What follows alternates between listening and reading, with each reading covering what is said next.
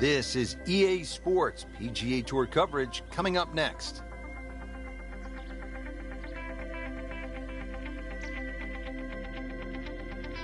Today it's live opening round coverage of the Alberta Classic.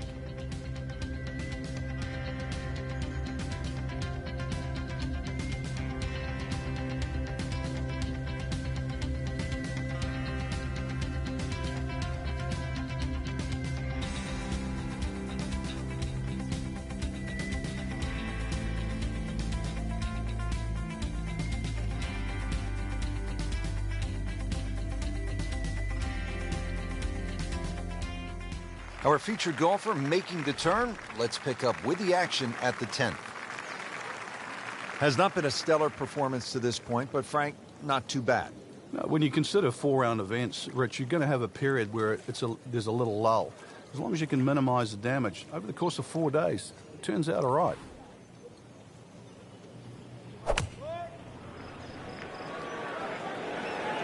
This one has a chance to be close.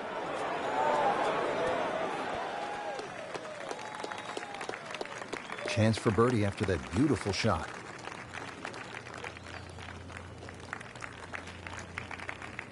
Standing over this putt, concentrating on the read.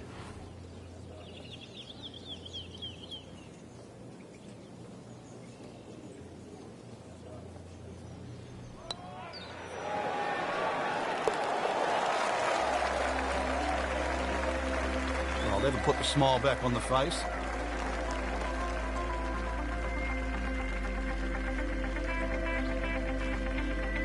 On the tee here at the 11th hole, 417-yard par 4. Is this a drive you like to hit, Frank? It certainly is, Rich, but it's a little narrower than what your eye first sees. And the reason why, there's a tree sort of another 40, 50 yards down the right side past that bunker. So if you hog that right side, that tree can become a little bit of a problem for the second shot. Good strike, good lie, good chance to attack the pin. Frank here at the 11th hole, second shot, another chance to make a birdie. Certainly is. The only thing you're guarding against here with that second shot into 11 is just going long. Pretty generous green once again. Because it slopes back into the player's face, the ball's not going to kick forward.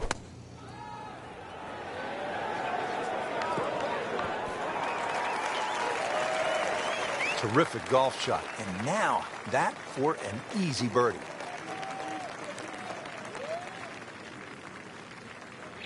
So a tester from 4 feet.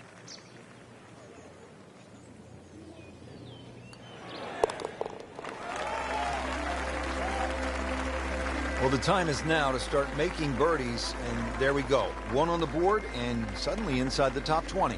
Yeah, nothing to be ashamed of in that, but really, you've got to be aggressive from here on in. All right, on to the 12th hole, 442-yard par 4. What do you like about this hole, Frank? Just a nice par 4 that sort of bends to the player's right. A lot of people will just stand up here, grab the driver. I don't really think you have to do that, Rich. The hole's not overly long. Just something short or down that left side. You're only going to have a short iron in for your second shot. Great lie. What a great shot. He has really hit it a long way.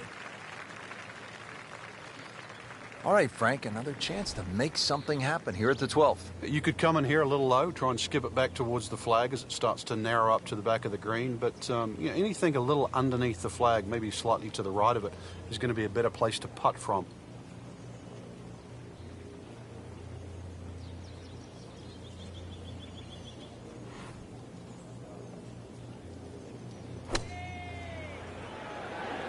This is a good-looking shot. No doubt they'll be happy with that shot. Well played.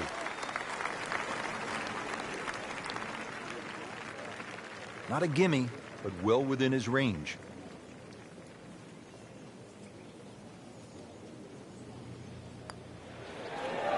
Wow, I thought he made that. Oh, man. I just pushed it. Boy, that hurts. Really not much to this. The only issue would be a lack of concentration or focus.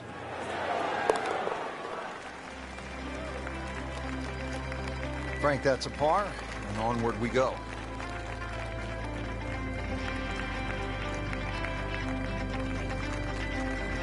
13th hole, par 3, 225 yards and heavily bunkered around that green, Frank. It is, but that green gets narrower as the hole gets longer. Nothing wrong with hitting the ball sort of the middle part of the green here.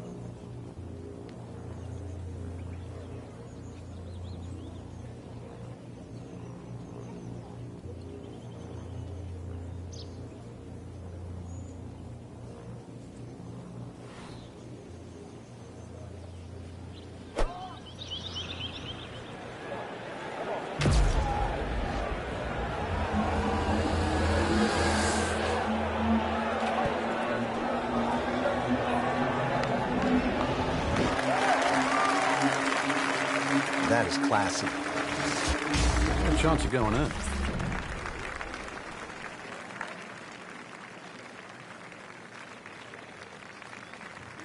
Second shot.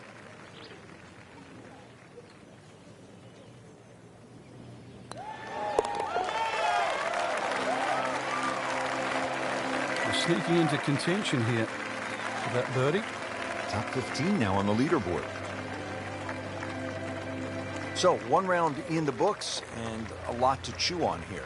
There is. This is going to be a tough championship to pull away. The standard of golf, especially that first page of the leaderboard. Excellent golf.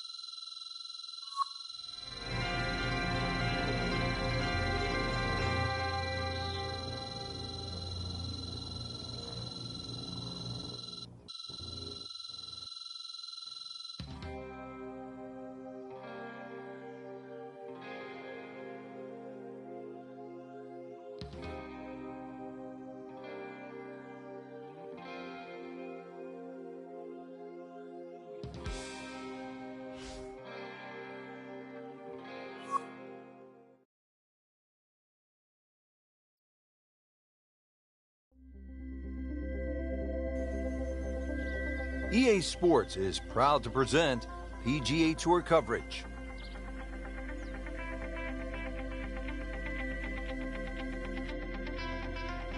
Today, it's live second round coverage of the Alberta Classic.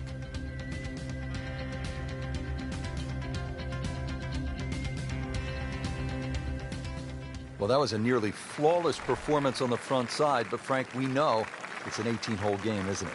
That's right. Now's not the time to pat yourself on the back.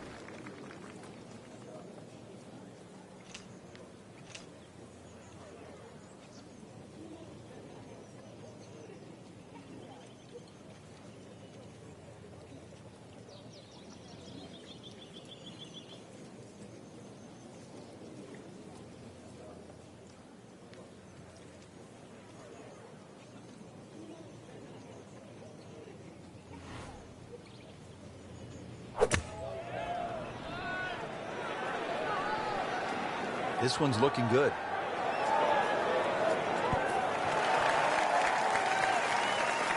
Early part of this second nine and a good approach shot. Now, pretty good chance for birdie. And this would be nice. 2 straight birdies.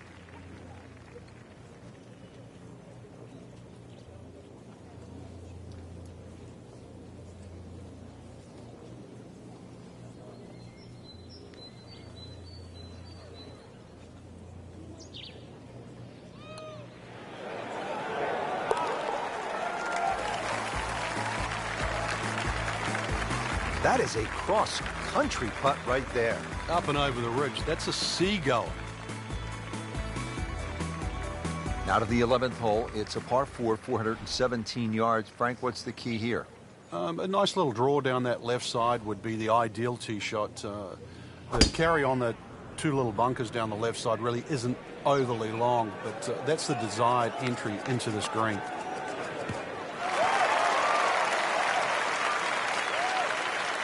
He has given this one the full treatment. Perfect release through the ball. And this shot is on the fairway, over 300 yards. Frank, really good chance from this position to make a birdie. Yeah, really the only thing he's looking at right now is the flag. This is a green light special.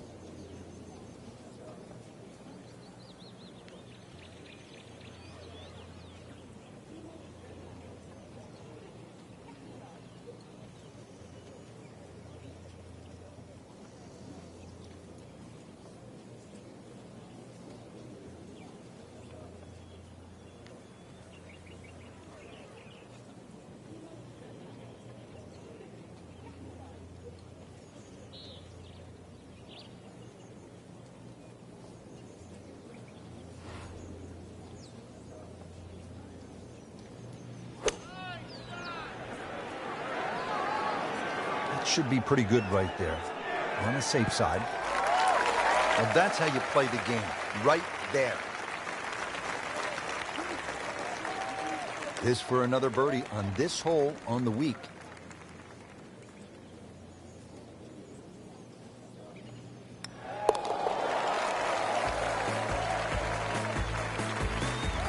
You can see why this player has been compared to a young Rory McIlroy, featured golfer making birdie and now sitting comfortably inside that cut line. Frank, what are we looking at here at the par 4-12, 442 yards? Players are really focused on that bunker down the left side. That's the one that has to be either laid up, which would be 286 yards off the tee, or sort of worked off. This could very well be a 3-wood off the tee. Just hit it straight at that left bunker. Pretty good drive here. Another straight one. Rich, these players aren't getting a reprieve with the wind right now. And right from the start, the winds have been kicking pretty good. Yeah, but at least it's presenting that challenge for the players that don't get every other day. This will test the player. I mean, it's one thing to play with no wind in perfect conditions, but as we know, golf is a game of variables. Yeah, and better strike will be rewarded today.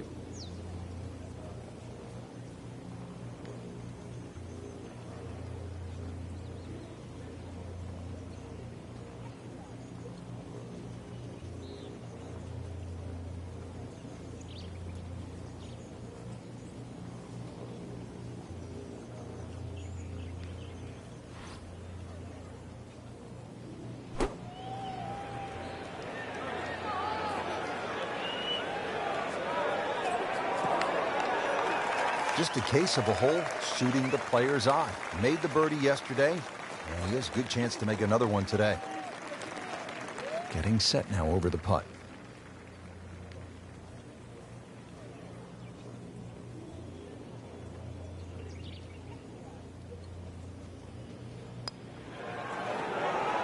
Just slides by.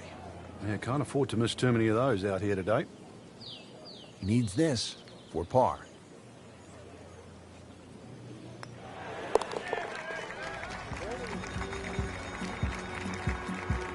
That is a solid par putt right there.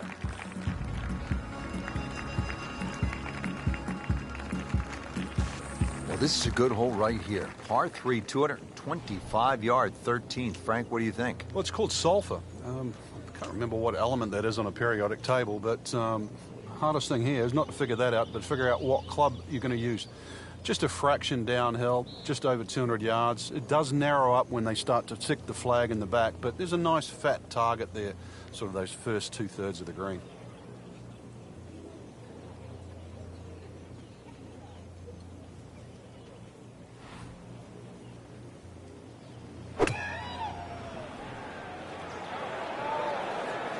Well, there's a big green, and they're going to use every inch of it. Wow, Frank, he is dialed in. Yeah, that was just some shot on that. Easy birdie. Birdie putt coming up. Had a par on this hole yesterday.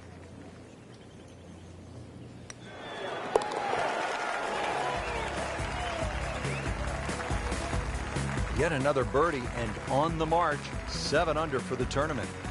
On to the 14th hole now. It's a par 4, 442 yards. And what's the right way to attack here, Frank? Two choices. Try and squeeze it down the right side, just short of those big bunkers on that right. Either that or carry the bunker complex on the left. A little awkward. Oh, beautiful swing. And the result is every bit as good. Good contact, good result. Good tee shot right in the short grass. Frank, this is a golf course where if you were caddying for a player, you might remind them to stop and smell the roses. And smell the roses. Take it all in, right? I mean, it's that kind of a golf course. Yeah, we play a lot of sterile venues now, I think is the best way to put it, 7,500 yards plus, and we don't get to smell the roses. So you come up here, it's a long trip. It takes you a while to get here, that's for sure. Flying to Calgary, drive up here.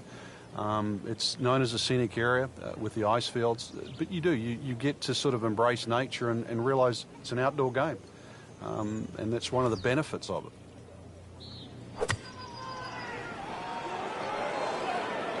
Appears to be a smart shot, Frank. Yeah, no problem here. That's going to fly all the way. Just a superb shot. You're not going to see much better than that all day today. Just needs to keep it steady here over the putt.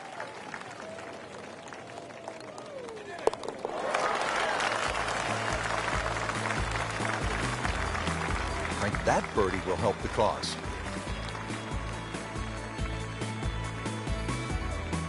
Now to the 15th tee, and Frank, this looks like a fun shot to hit. It won't play its full yardage because of that elevated tee, but a good one out here. We might see one of those 350, 360 plus yard drives.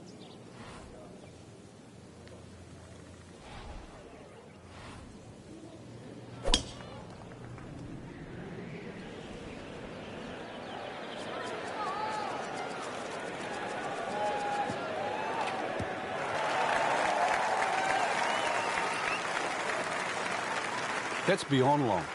That is a sensational play right there, and you have to think that the little helping breeze gave that a nice boost. He can't be that good.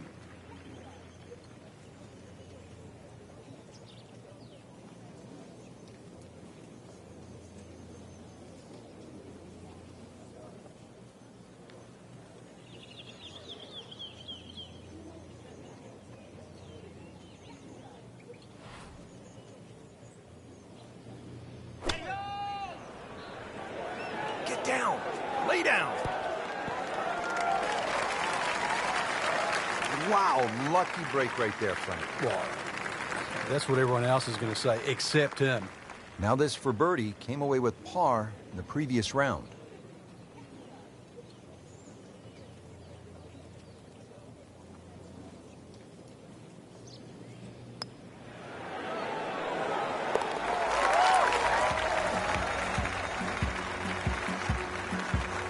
More than a bonus on the scorecard, that. So that is a top 10 performance through 2 rounds, Frank. It's always nice to know that you have a shot with 2 rounds left in the tournament.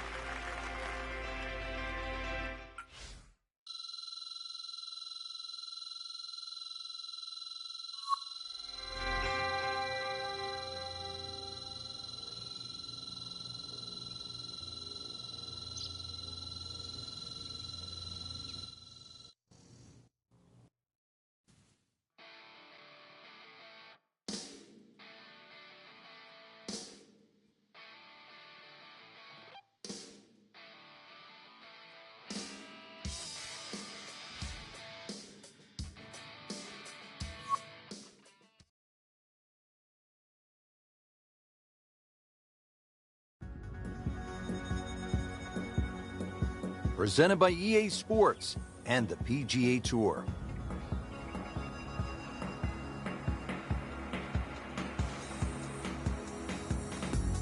Today, it's live third-round coverage of the Alberta Classic.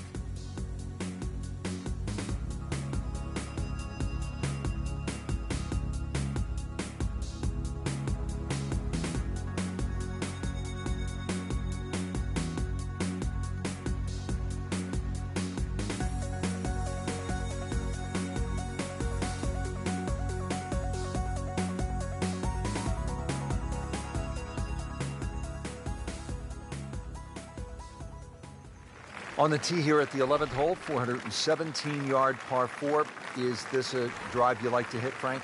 It certainly is, Rich, but it's a little narrower than what your eye first sees. And the reason why, there's a tree sort of another 40, 50 yards down the right side past that bunker. So if you hog that right side, that tree can become a little bit of a problem for the second shot. Paying attention like a little kid at school, Frank. That baby's sitting up.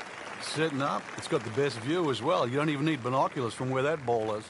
Frank's second shot here at 11 is pretty short, but it can be tricky. It can. The various different levels. The highest point on the green is that back left. It does roll down to that right side, and then, of course, is the front portion in the middle. So you've got to be just cognizant of trying to fly the ball the right distance. But when that flag is in the back left, to err a little on the left side, not such a bad thing. This one just requires a little bit of focus.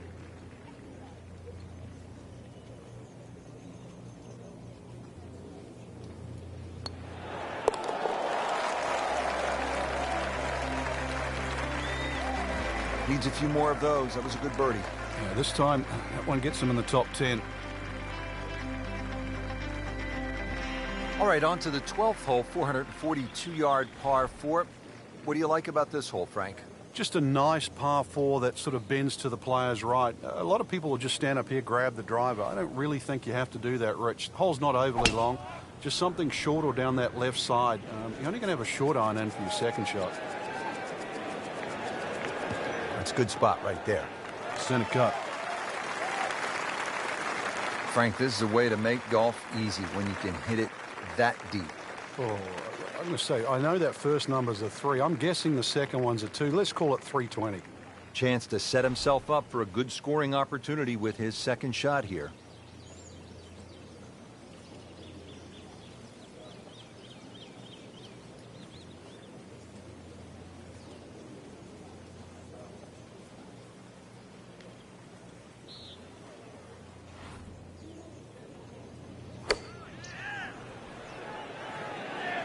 This looks like it's going to find the target. Like a machine out there. Another green in regulation. Birdie try again here today.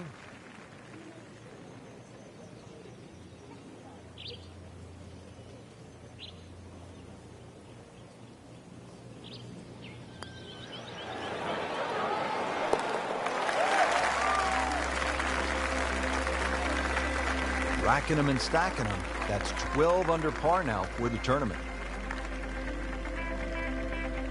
13th hole, par 3, 225 yards and heavily bunkered around that green, Frank. It is, but that green gets narrower as the hole gets longer. Nothing wrong with hitting the ball sort of the middle part of the green here.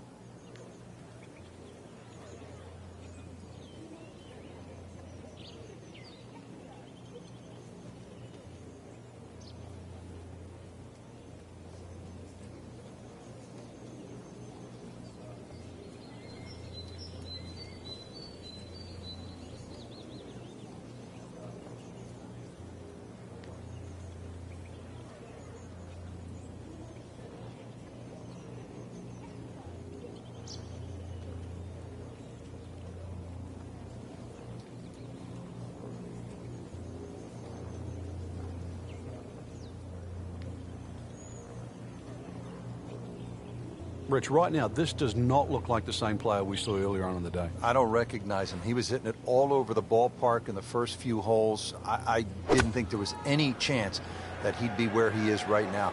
Credit to him. This took guts. Yeah, his composure is so different right now. Well, that's the beauty of this game. You stay with it. It's 18 holes. You keep fighting, and you can put a score on the card. He's making the game look very simple right now. See it, hit it, and he's got it right on track. Shouldn't be a problem here, but not a formality either.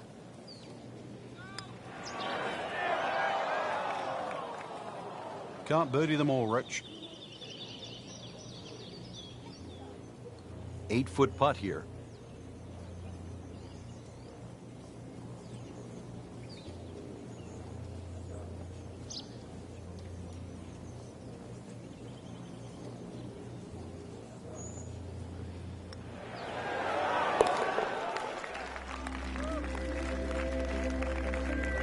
Drops for a par. Back here at the par 4 14th, and we are ready to tee off. 442-yard hole, Frank. It's called wampum. My Canadian's not that good, so I don't know what that means, but the way I decipher it, another little dog leg to the right with bunkers all over the place. It's sort of in the place where you'd like to hit the tee shot is exactly where that crop of, what is that, 5 bunkers down the left side. So you're going to have to somehow squeeze it just right of that. Very awkward tee shot. Good strike, good lie, good chance to attack the pin. Now zeroing in on this second shot here at the par 4 14th. You can keep the second shot a little right of the flag here. The general contours kick a little left here away from the bunkers on the right. That would be the ideal shot in here.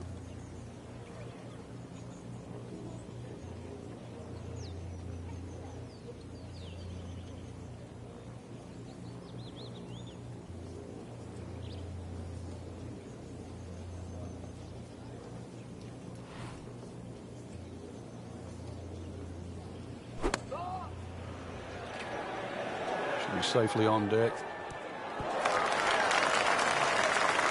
Midway through this back nine, could use this birdie here at the 14th. Really? This is an awkward length.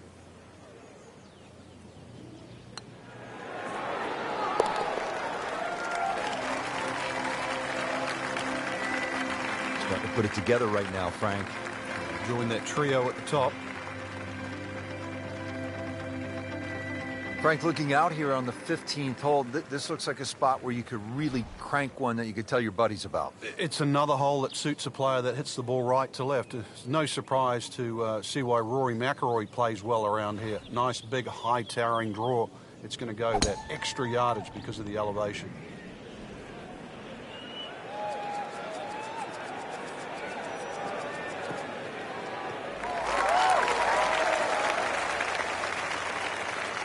Excellent start off the tee. That's a great way to begin this hole. Frank, I'm always fascinated by the way professionals approach the game and how different it is from us amateurs. You're not just standing up and hitting a shot and hoping to catch it on the middle of the face. You're thinking about lower high, left to right, or right to left. Yeah, there's two schools of thought, really. You're either moving the shot away from something or towards something. So this is a great example here. You could be moving the ball away from the left side of the green, but closer towards the flag.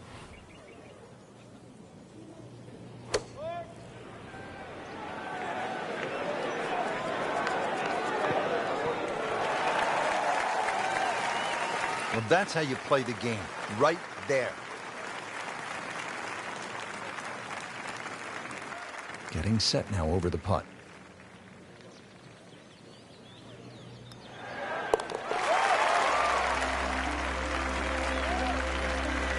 Just an amazing display. The records continue to fall. Good third round, Frank, and a good spot heading to the final 18. Yeah, to be in the top 5 right now, the caliber of this field, know that your game is good enough too, and a legitimate chance of taking home the trophy come tomorrow night. This really is what all those hours on the range contribute to, this moment right now.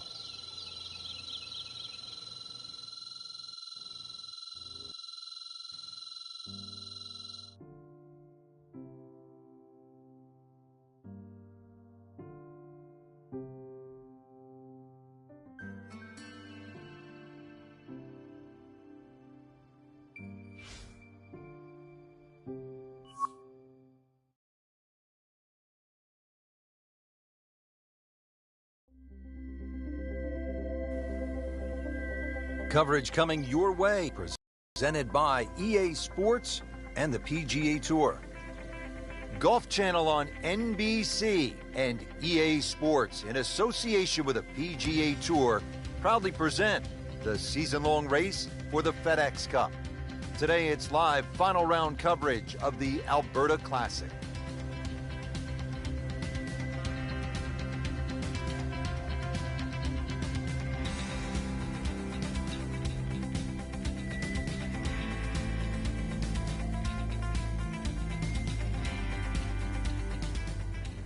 Well, now the par fours begin to stretch out a little bit. The 15th here, Frank, is 475 yards. Certainly want to put your big shoes on here. Nice big slinging draw off the tee might help go a little further.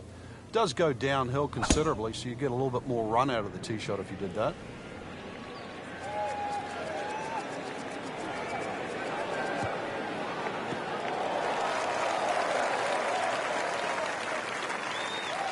I mean, that is a monster hit right there. He carried that more than 350 yards. Pretty stout second shot here at the par 4 15th. And Frank, what's the right way to shape this one? It's actually one of the few shots you'd probably want to hit left to right. Notice the entry of the green is more on that left side of the green. Green does pitch back to the player as well, so maybe a little cut in here for a change.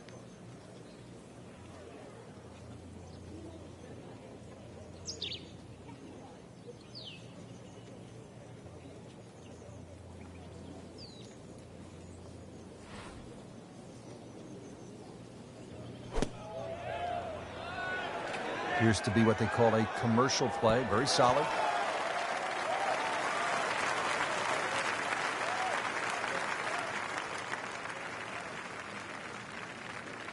Settles in over the putt.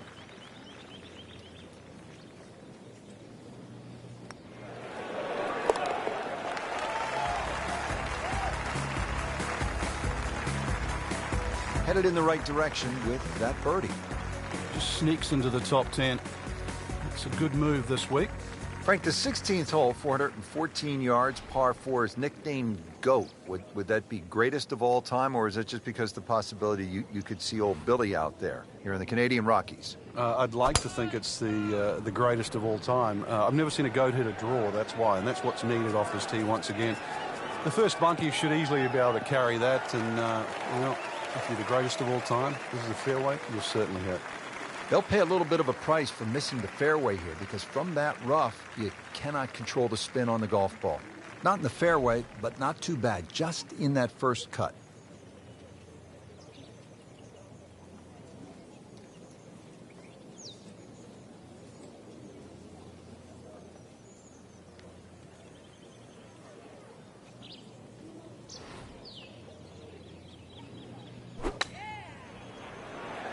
Sit down. Get down. Oh, this is gone. Just averted danger right there. So close. Why does he have all the luck? This hole's been good to him. Birdie yesterday. And trying for another one today.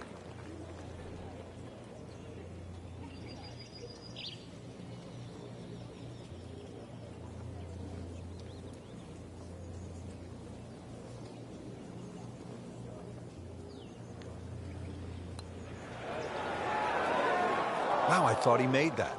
Came to the putt, excited to make birdie. Now, settle for par. Yeah, little change in the attitude right now.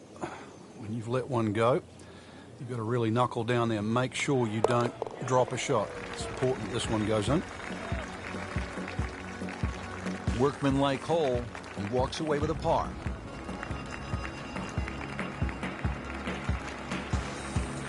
Now to the 17th, 374 yards, and Frank, players might be licking their chops here. They certainly would, Rich. Bunkers left and right, but they can be carried with an aggressive tee shot. And it'll set up just a short iron into a green that pitches towards you. So maybe just a little bit underneath the flag with a second shot. And really a chance to have a fast finish.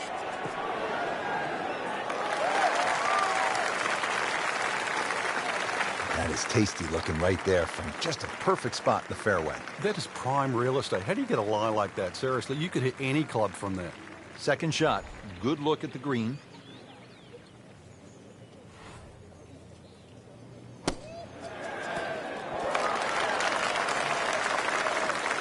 Superb shot once again, and only about 15 feet away for a birdie.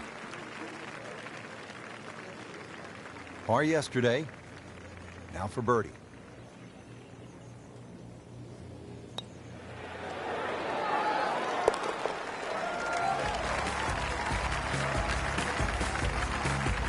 Just has the feel today.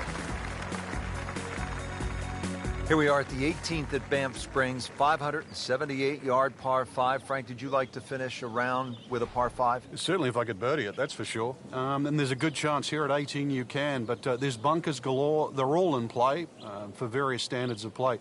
But the reward is if you can pump one down the middle of the fairway there, and then you reduce this par 5 to simply a drive and an iron.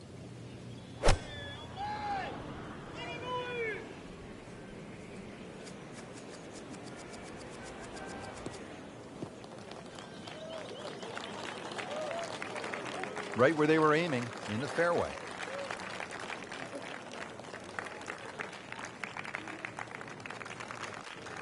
Okay, the second shot now at this par 5.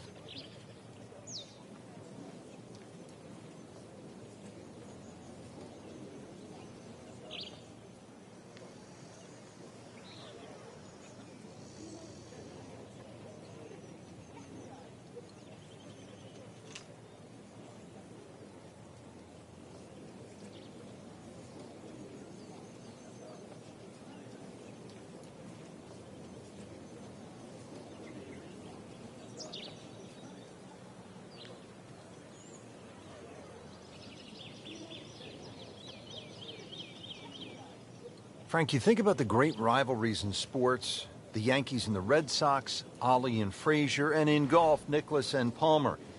Great athletes, great teams pushing one another to great heights. It's amazing how that's gone forward too, because Nicklaus and Palmer really became Nicklaus and Watson. Then there was like Norman Faldo, but some would say that Faldo Ballesteros, 6 majors to 5, was even more important. But in this era that we're in now, I think we're all praying for that Woods-McIlroy rivalry.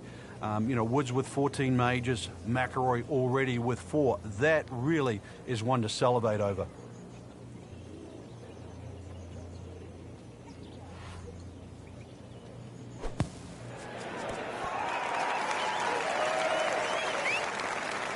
Safely aboard.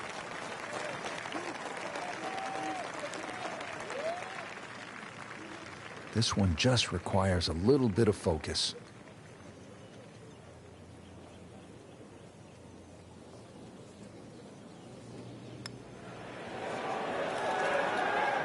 Wow, he got robbed, Frank. No, it's like kissing your mother-in-law.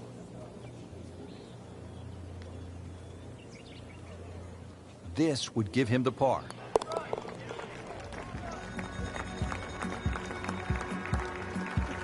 That is a solid par putt.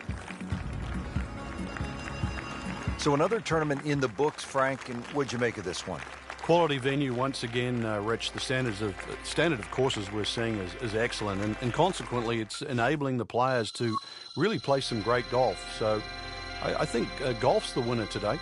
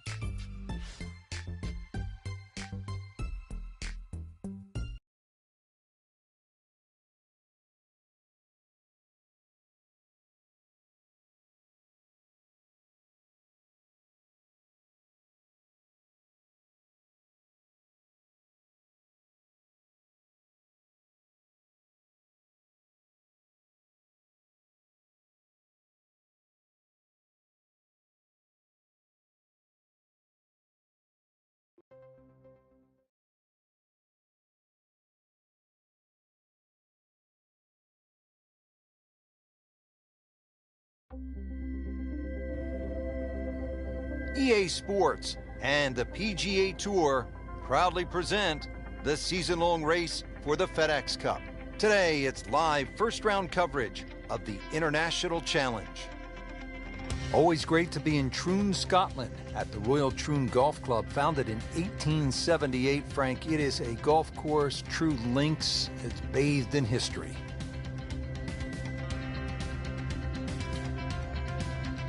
To where the hole is cut, just about 190 yards, Frank.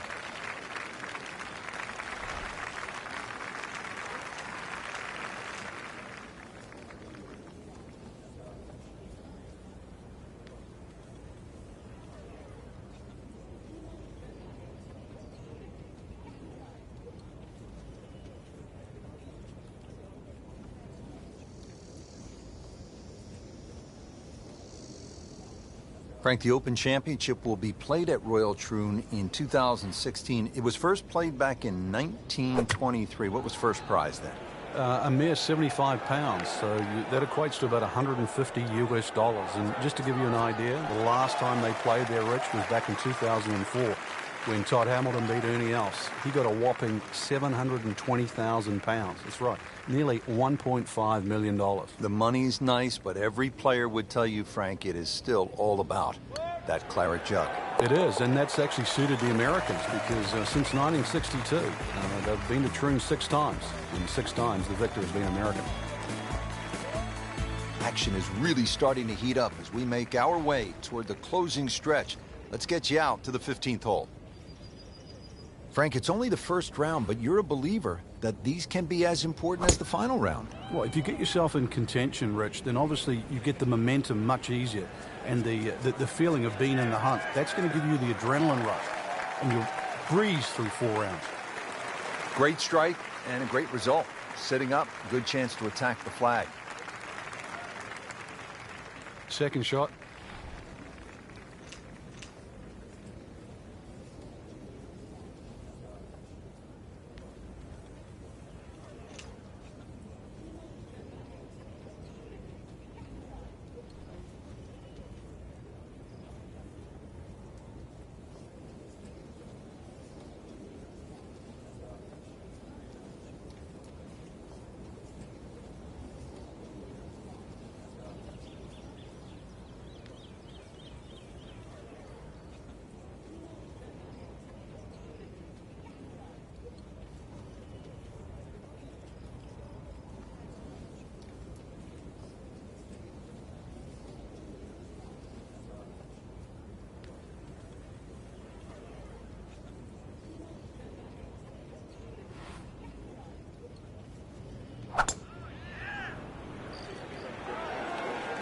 Good-looking shot right here.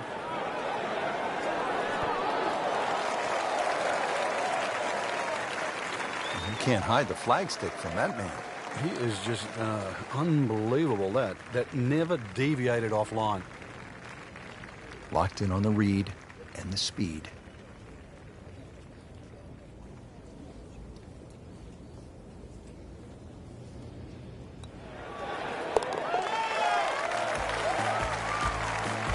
And with that birdie, moves to 3rd place.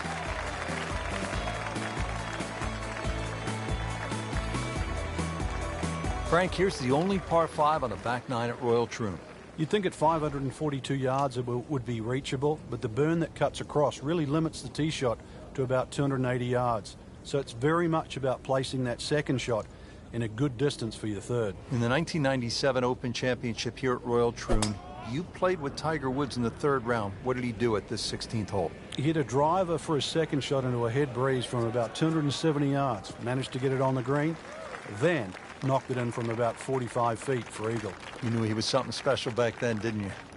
Yeah, he was the only one that even tried that shot. And now the second shot here at this par 5.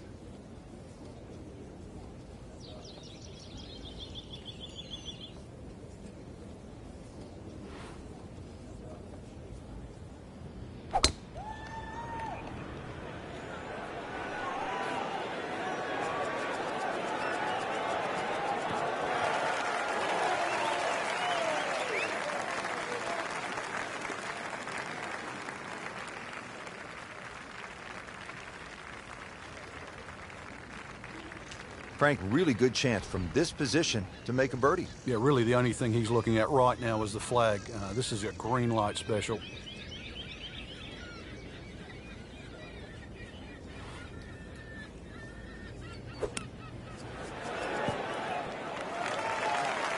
Superb shot. Well, it's as good as it's going to get. There's going to be no worries about making that one.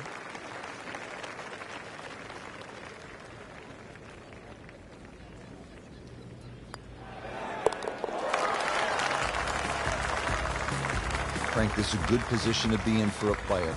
Making birdies, making some moves. Starting to get the momentum, too, for the finish. 17th here at Royal Troon. This is a very strong par 3, isn't it, Frank? Well, if rabbits have teeth, then this is why it's called rabbit. Very, very strong par 3.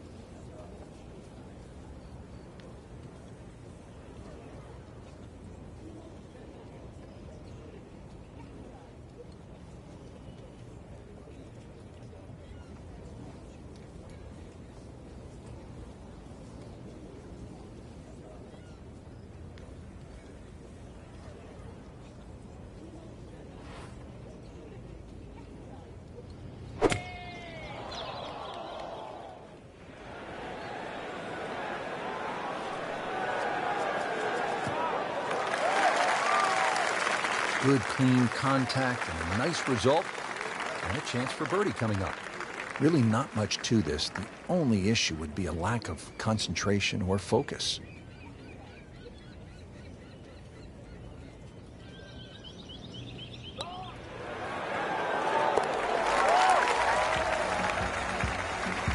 This is a good move.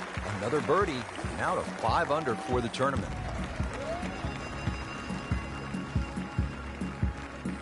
Frank, now the final hole, steeped in so much history. When you think about the legends of the game who have walked off this tee on their way to the claret jug, guys like Tom Watson, Arnold Palmer, Bobby Locke.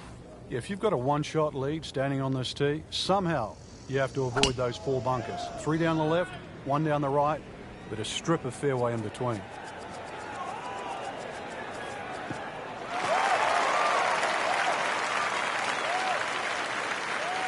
Well, that is a really good tee shot right there, Frank. I think that tipped the 300-yard mark. Frank, obviously here at 18, you do not want to be long. Yeah, err on the side of caution here. You're exactly right. You'd rather be 30 feet short of this flag than 30 feet over the back of the screen, because it might just be out of bounds.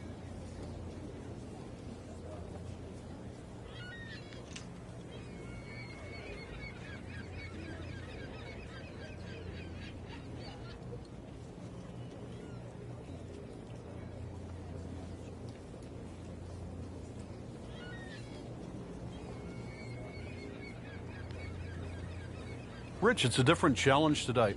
The weather is so day-to-day out here, and when you get a breeze like this that's kicking up, you really have to sort of change your approach to playing these holes. It looks nice out there, the blue skies, plenty of high sunshine, but it's a challenge because those winds have really freshened up. Wow, Frank, he is dialed in. Yeah, that was just some shot on there. Easy birdie. So a tester from 4 feet.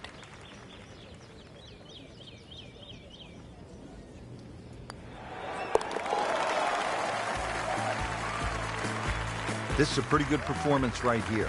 6 under for the tournament. There you have it, Frank. The first round is a wrap. We saw some good golf out there.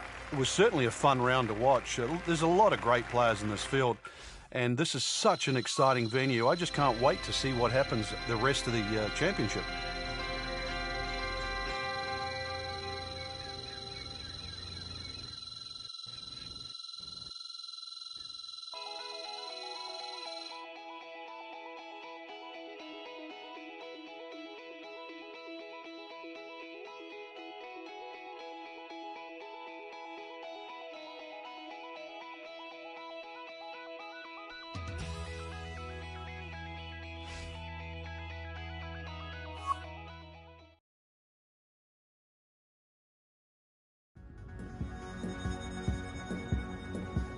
EA Sports and the PGA Tour proudly present the season-long race for the FedEx Cup.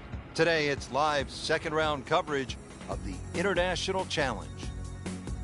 Frank, through the years, there have been some great winners at the Open Championship played at Royal Troon. Well, just in recent history, remember Mark Kalkovecchia in the playoff with Wayne Grady and Greg Norman. There was also Todd Hamilton when he beat Ernie Els in the 4-hole playoff. And back in 1996, Justin Leonard was to win his Open Championship. Tom Watson also won an Open Championship here. Tom Weiskopf, his only major, that was 1973. The great Arnold Palmer, Bobby Locke, they all won at Royal Troon.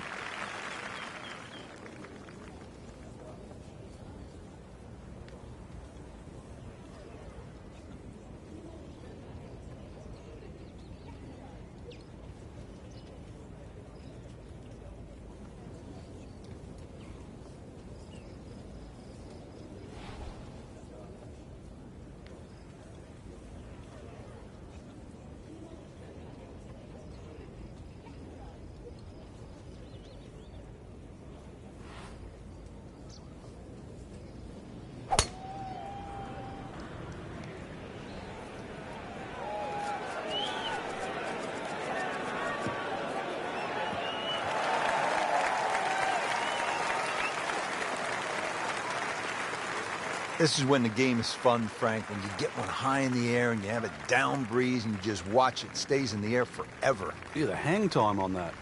Ready for his second shot, trying to knock it on the green.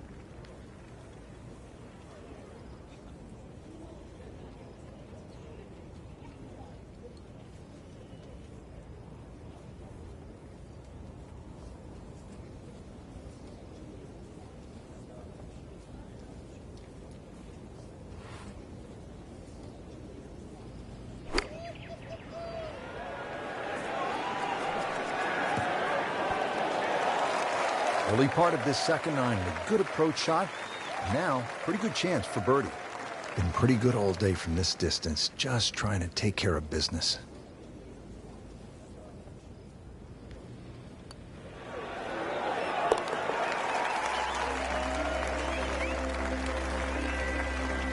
Oh, another one goes in. Back here at the 12th, and this is a hole that heads back towards the water. You might not see your tee shot land over the ridge in the middle of the fairway here, Frank, so what's the best strategy? Well, it's called the fox, and you have to be cunning like a fox here. This one has a slight bend to the right, and a little like the previous hole, this is another fairway that certainly requires your best tee shot.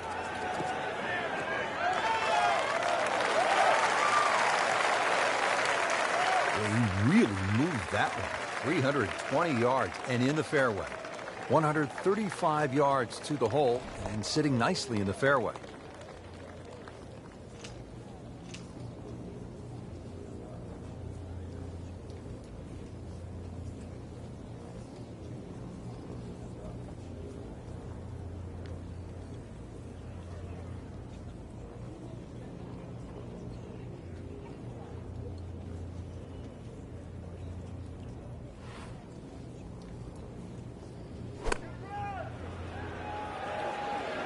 This is a good-looking shot. No problems there. Really good approach shot. And now, good look at birdie. Birdie putt coming up. Had a par on this hole yesterday.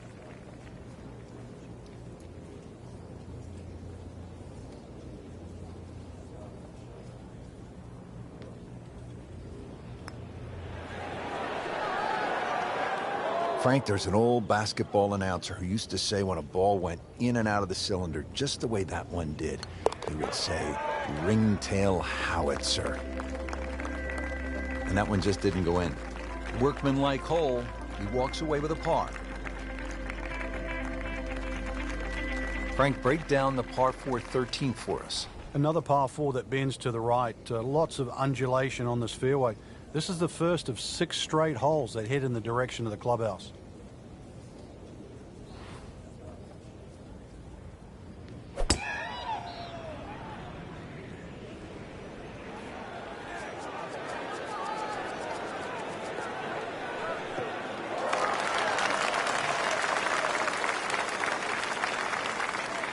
Rich, there's such a big advantage. You tee it up on a peg there. It should be an easy shot. But remember, this is the most powerful club in the bag. This is the one that you have to nail out of the middle of club face. Demonstrating there and really all day that he is one of the best drivers of the golf ball in the sport.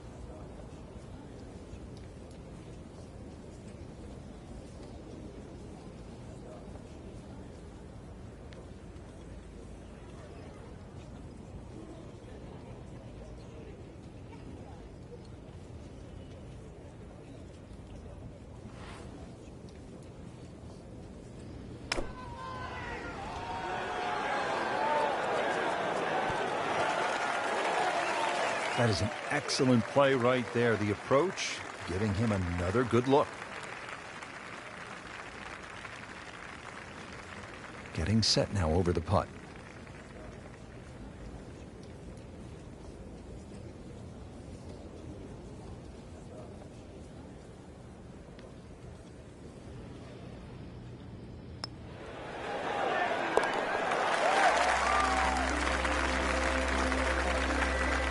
Just continuing to play some really good golf. 8 under par for the championship. Frank, what kind of par 3 is the 14th here? You can get sucked in here. Just 180 yards, which isn't considered that long. But if you look too much at the front of the green, you're going to see that's where the protection is.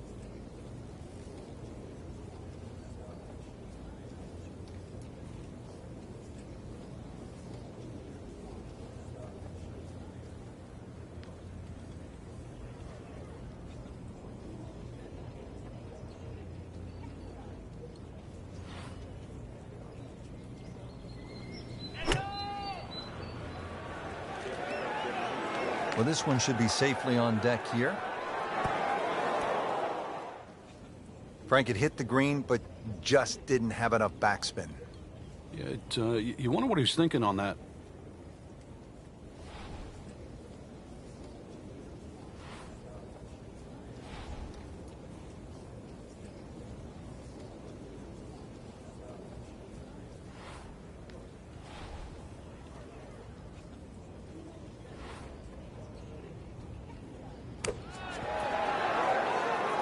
And he's made the green.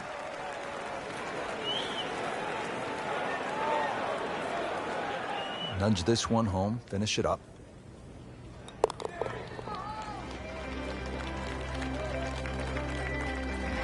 That is a solid par putt right there. So all the scores have been posted for round number 2, and look who is on top of the leaderboard, Frank. Yeah, with 2 very solid rounds of golf. Key right now, just stay out of your own way and keep it up. The pressure will start to build. We know that as you get closer to the end of this tournament.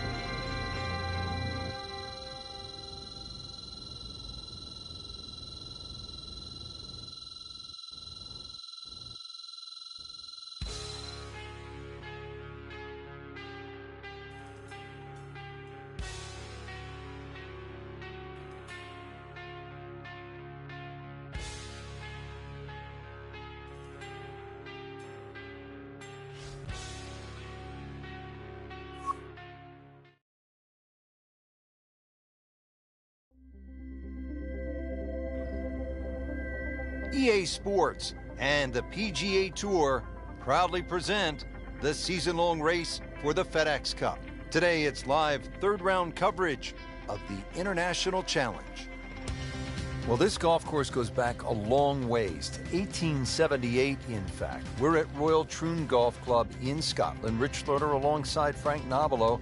And Frank, where are some of the scoring opportunities out here? Well, normally when the Open Championships played, the breeze comes out of the sort of northwest, which means those first few holes are played down breeze and then the closing stretch is played into the breeze. So really you sort of make your hay on the way out and then you hang on for dear life on the way in. That doesn't really change because you have some rather short par 4s to start.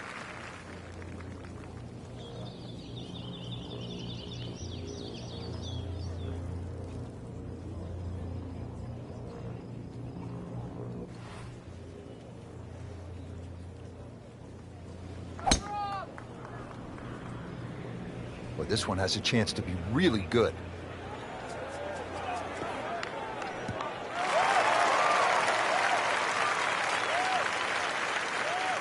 Excellent start off the tee. That's a great way to begin this hole.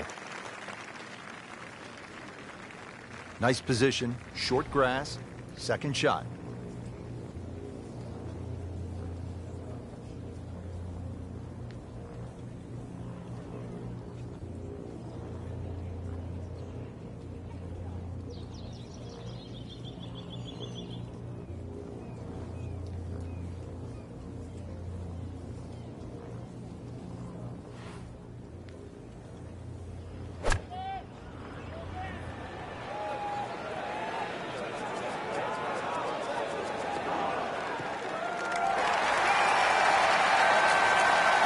That is one of the shots of the day right there, and he will have a really good-looking eagle. Not a gimme, but well within his range.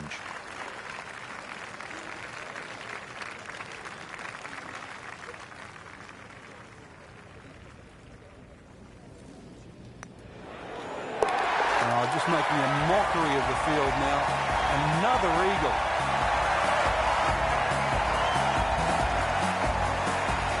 Now, the first par 3 here at Royal Troon, it's the 5th hole, a little bit more than 200 yards. What's the challenge here, Frank?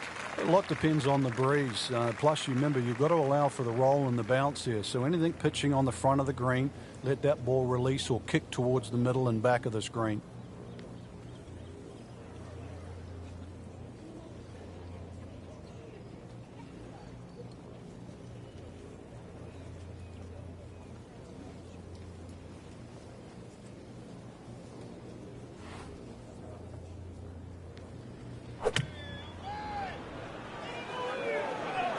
This could be a good one. Well, that's how you do it. Hit it close, take the pressure off that putt. That one should be no problem. Settles in over the putt.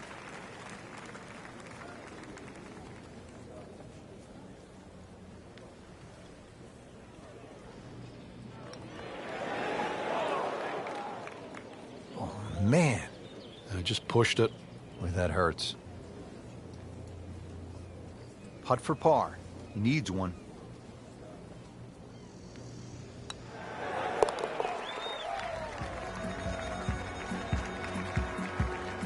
Well, really, Rich, right now it's just a case of running out of holes. Pars are fine. Frank, it's all about the difficult rough off the right-hand side of the green here at the hole they call the slopes. Yeah, 600 plus yards par 5, so really you don't want to be flirting with that right side.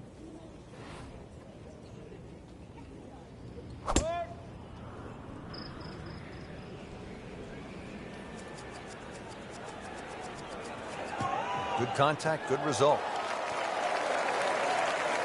It is a windy day out here, Frank. My hat just blew off. This is going to affect the players' shots, that's for sure. Second from an excellent lie.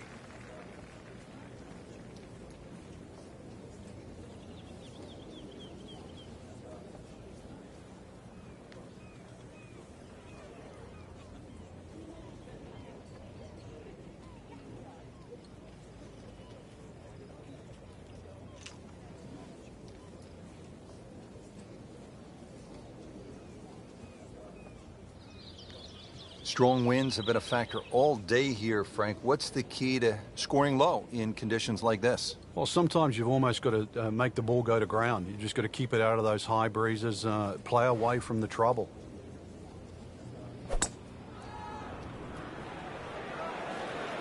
Good-looking shot right here. Well, it was almost like that's what he wanted to do, but why would you want it to run over the back?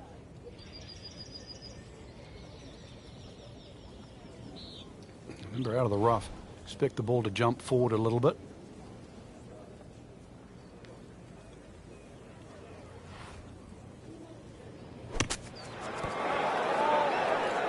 Safely aboard.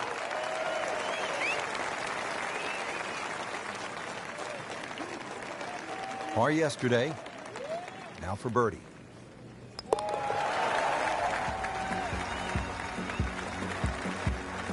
Pretty much doing everything right this week.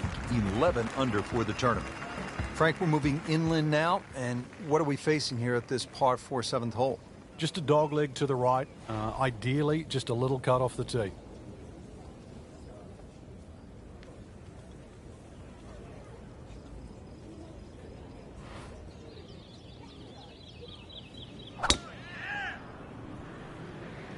What a great shot.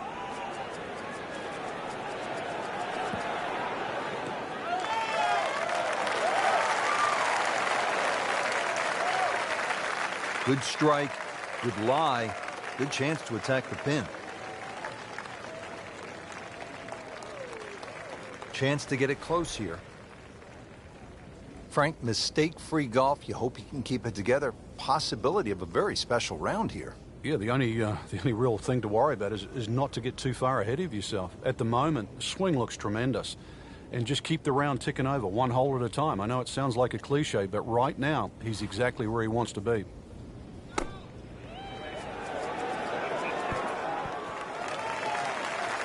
Really good distance control there, playing well to his strengths. These putts keep the round together.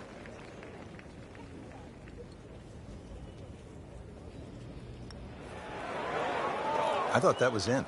Yeah, it looked good. I mean, line, pace, it's hard to be critical of that. Just a couple of feet.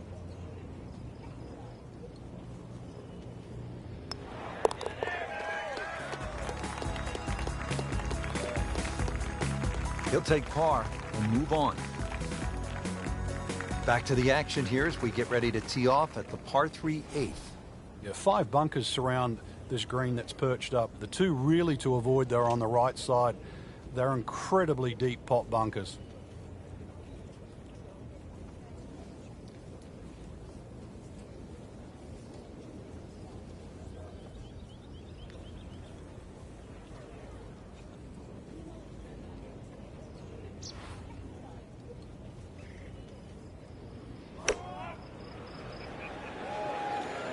he's safely on deck. Wow, Frank, he is dialed in. Yeah, that was just some shot on that. Easy birdie. Just needs to keep it steady here over the putt.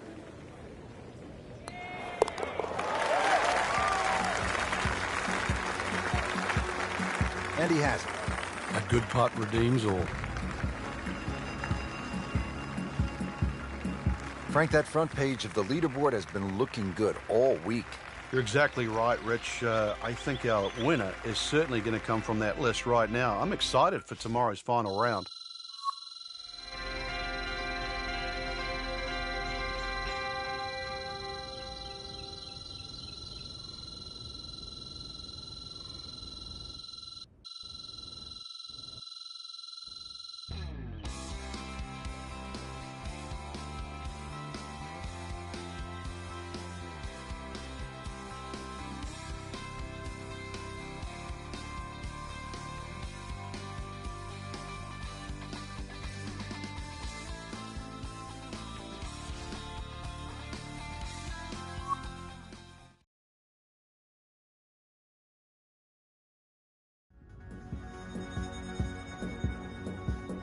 EA Sports and the PGA Tour proudly present the season-long race for the FedEx Cup. Today, it's live final round coverage of the International Challenge. Rich Lerner alongside Frank Novelo. Always a treat to be in Scotland, Frank, and at one of the oldest golf clubs in the world, Royal Troon. It's getting close to 150 years old. It was first established all the way back in 1878. Actually, the original golf course only had 5 holes on it. But over the Open Championship roster, this has probably been the most successful, or provided the most success to American players. The last 6 Open Championship winners were all American. Has one of the most famous holes in all of major championship golf, the 123-yard par 3 8th. It's known as the postage stamp, and one of the legends had a really nice moment there many years ago. The late Gene Sarazen, the Squire, he had a little ace there, all televised too, and it was a great way to remember his phenomenal career. Wow, he moved that a long ways right in the fairway. Frank, this is a position where a player is absolutely licking his chops here. Good chance to make a birdie. Yeah, this is when this game just looks like fun. Bunkers don't seem to be in play. The only thing you're really looking at right now is just the flag.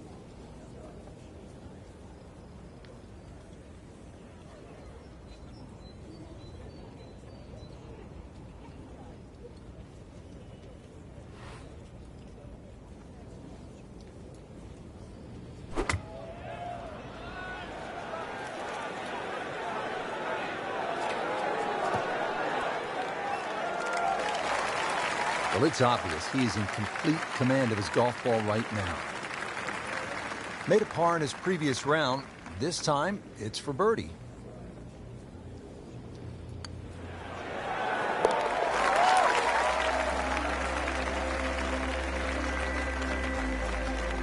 Oh, yeah, he's made it for a birdie.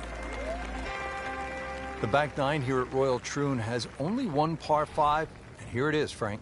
At 542 yards, you'd think it's reachable, but that burn cuts in at 280 yards, so it means you have to lay back. But I remember back in 1997 playing alongside Tiger Woods, and he still managed to get it onto the green from behind the burn. That was some shot. You knew at that point he was something special. He certainly was. He then knocked it in from 40 feet for an eagle 3.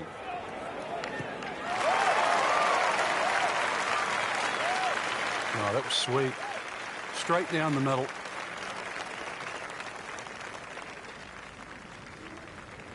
Second shot.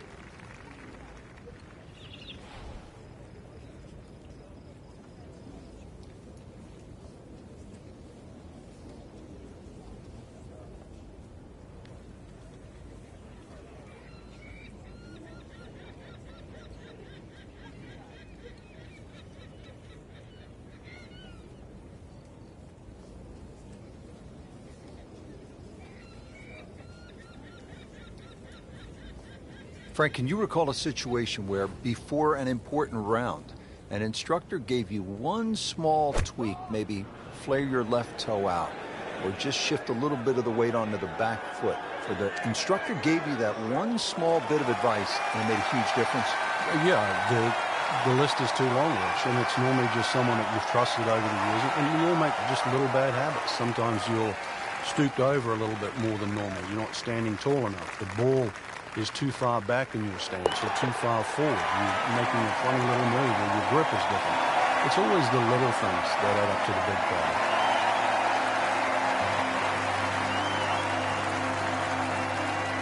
Frank, now to the hole they call Rabbit, 222-yard par 3. I don't know why it's called Rabbit, because this is certainly some tough par 3. Green sits up a little bit.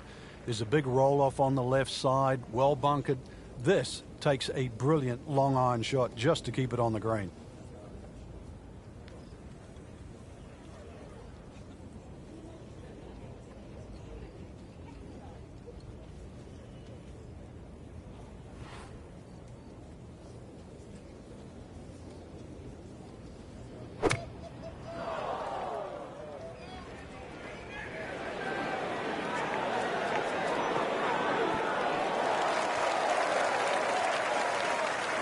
You can't hide the flagstick from that man. He is just unbelievable. That never deviated offline. Been pretty good all day from this distance, just trying to take care of business.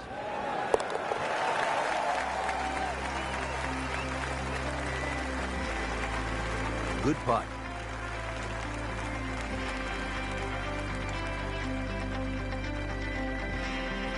Frank, at the 1989 Open Championship, Greg Norman was in great position in that playoff with Mark Calcavecchi, and I believe it was Wayne Grady.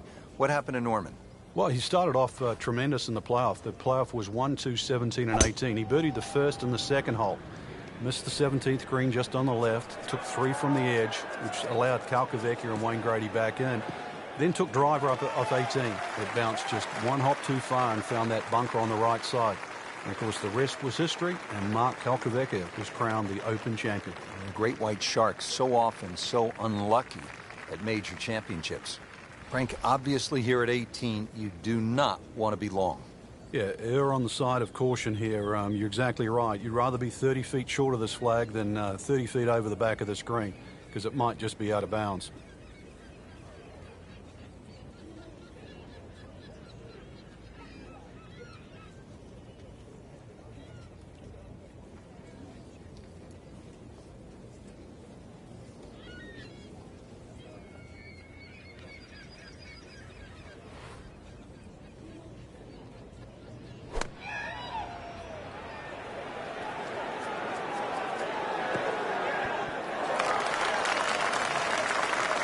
That will be a great look at birdie.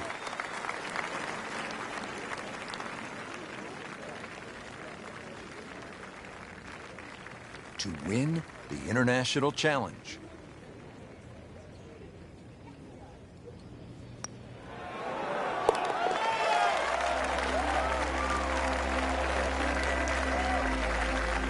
Just an amazing display. The records continue to fall. Just a fantastic week of golf. Add that one to the win count. A lot of great quality players out there, and to come on top of that leaderboard is truly a great accomplishment.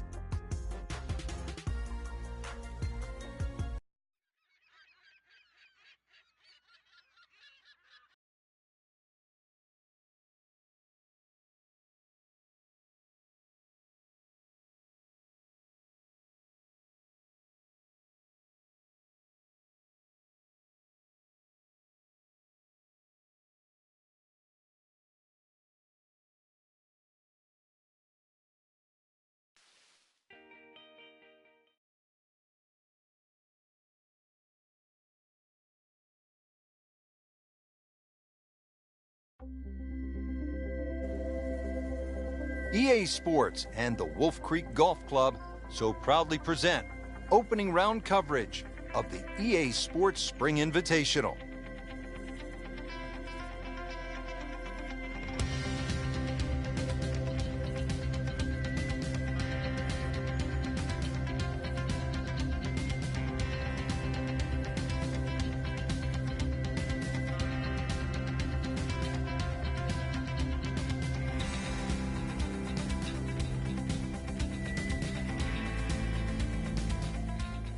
Action continuing here. We just made the turn. Let's go out to number 10, see what's happening. Frank, I've really enjoyed watching our featured golfer to this point. Superb play through the early portion of the round. Now we get to this kind of middle section. Frank, what's the key to maintaining that momentum? Well, not just maintaining, Rich. An opportunity here to turn good into a great round. I mean, he just blasted it down the fairway, well over 325 yards. Frank, this is a pretty challenging approach shot here at the 10th. It's certainly one of the longest second shots you'll play into a par 4 at Wolf Creek. You're coming off a lie with a ball slightly above your feet, so that's a hook shot. And you're really hitting a hook shot into a green that's designed to hit a cut. That makes this shot a little bit more challenging. So just be a little careful here. Seems to like it. Looks like it's headed for the green. Early part of this second nine, a good approach shot. Now, pretty good chance for birdie. And getting ready for the putt.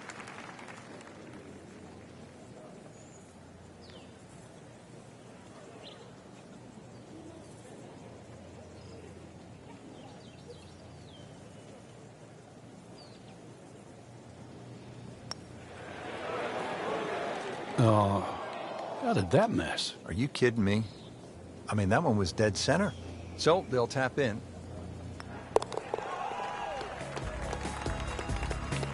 Did the job right there.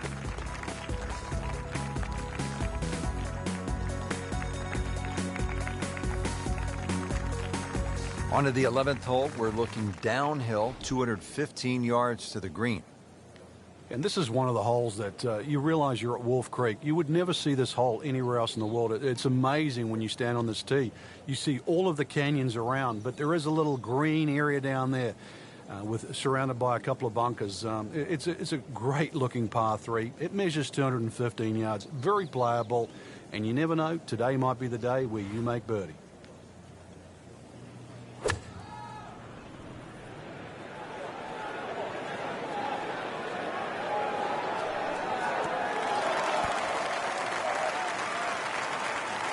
On the green, and a chance for birdie.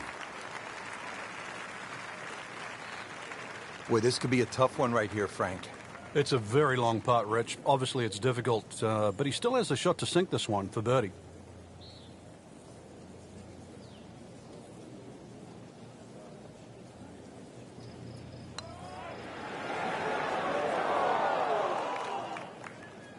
Did a nice job with that putt. Good read, good speed. Not a gimme, but well within his range.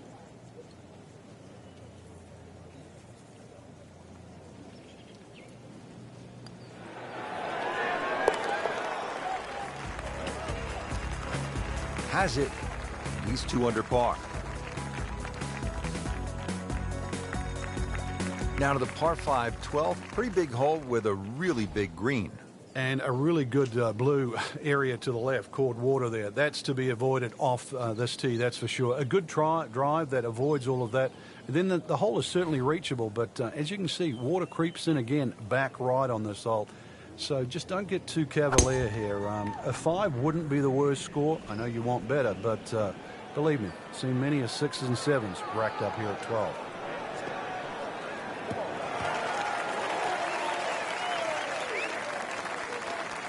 Excellent drive, Frank. Right where you want to be. And from the fairway for his second shot here.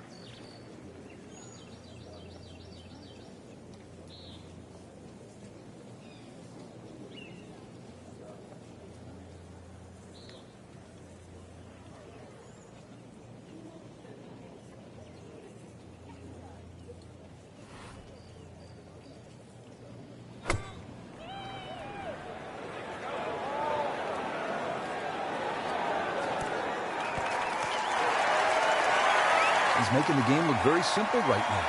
See it, hit it, and he's got it right on track.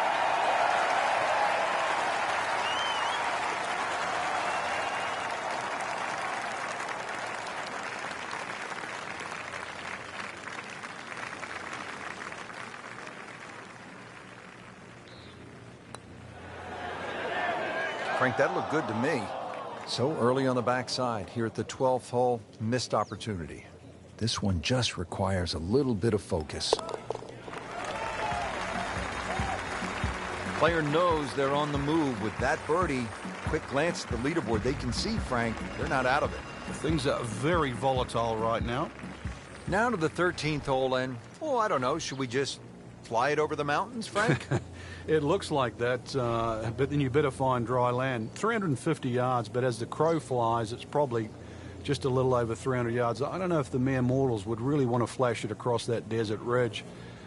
You probably want to play a little left of it, have a little pitch up the hill, but if you're one of the longer hitters, why not just try it, see if you can make it.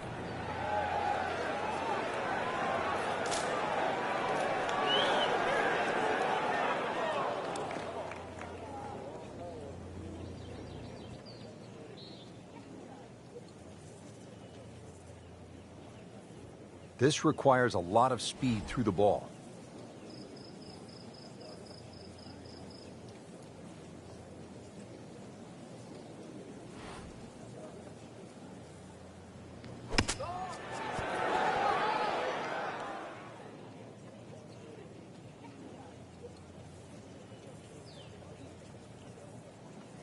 Birdie try up next. And it's a long way to the hole from here. Never easy.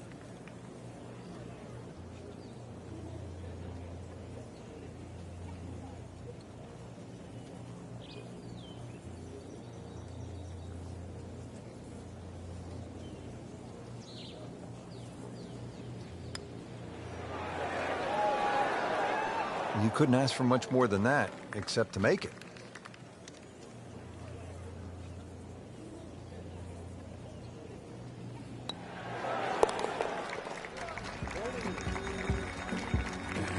Certainly won't hurt the cause. There's still some time.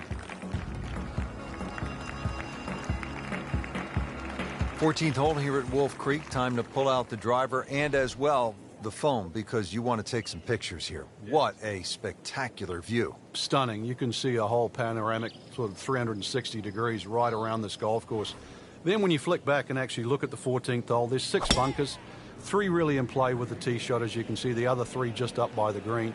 Anything to the right of those is preferred, unless you want to be playing your second shot out of the canyon or the bunkers. Green should be fairly receptive, and 3 distinct portions, which is sort of the common trait here at Wolf Creek. That's sort of 3 different tier levels in that. But let's see, birdies are to be made at Wolf Creek, maybe even one here.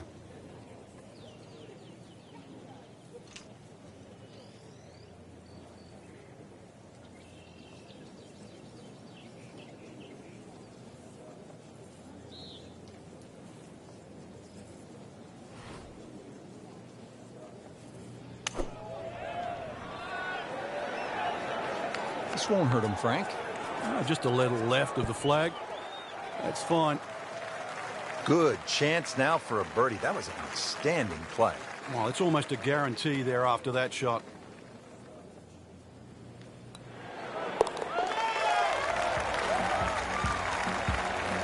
And with that birdie, moves to 3rd place.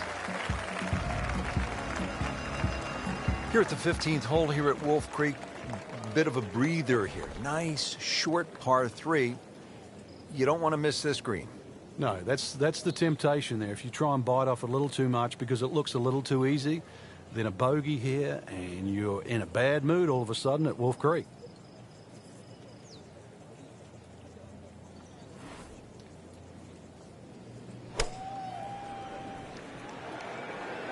Should be safely on deck. Not too unhappy with that, Frank, at 17 feet. No, from that distance, it's more than good. Getting set now over the putt.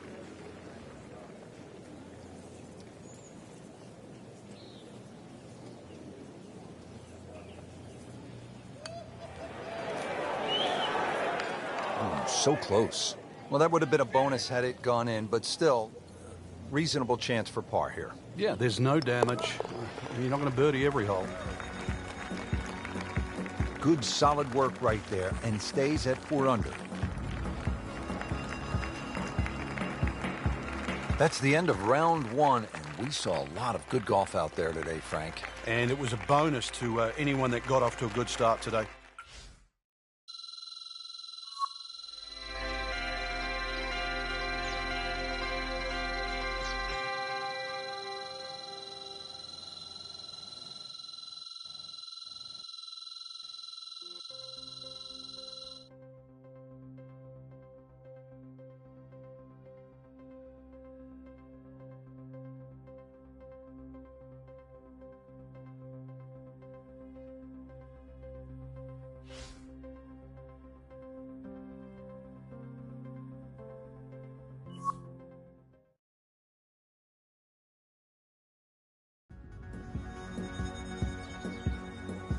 EA Sports and the Wolf Creek Golf Club so proudly present second round coverage of the EA Sports Spring Invitational. Always some extra excitement when you get to the first major championship of the year, and here we are. Rich Loader alongside Frank Nobilo. We're at Wolf Creek Golf Club in Mesquite, Nevada for the EA Sports Spring Invitational. Partner, this is a big one. It certainly is, Rich, and being the first major of the year, you know the players are going to be a little bit more nervous. Anticipations of a great year are going to start right here this week at Wolf Creek. And you're going to have to make all those adjustments out there. Is your game ready? Can you adjust for the changes in elevation? And do you have the confidence to go all the way and pick up the first major championship of the year?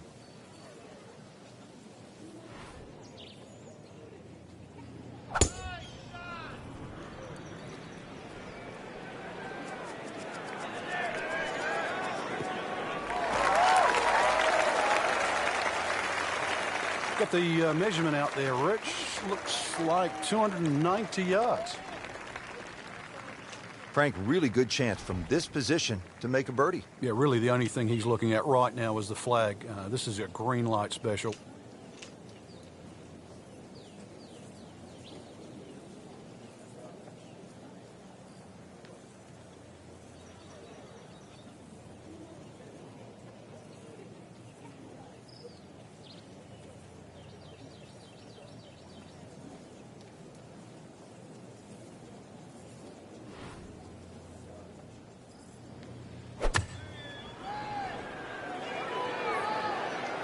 Surely not.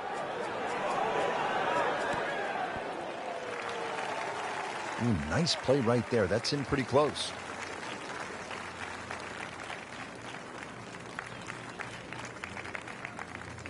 Made par yesterday. This one for birdie.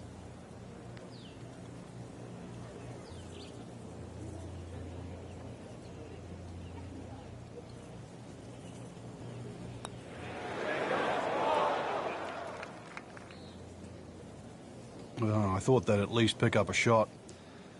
Birdie looked like a sitter. Now at par. 14 feet to the hole.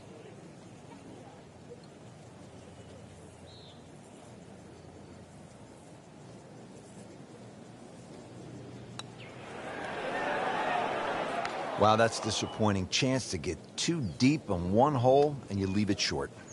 Well, the good thing is he didn't miss it, right? It didn't go past the miss. You get what I'm saying? Yeah. We'll never know. Okay. Rich, with so few holes left, bogeys are just that much more expensive. That will really hurt his chances of catching the leader. Frank, another really rugged hole. This is the par 3 11th here at Wolf Creek. Rich, remember that book, Dead Solid Perfect? This is what this hole's all about, because you must hit that tee shot solid. You've got to carry all the trouble in front of you. And remind yourself, too, there's enough green grass down there. Not necessarily green, but green grass around there. A good shot safely on the putting surface here, and this green's not too severe. But this is a fun par 3 just to look at, or even at least experience.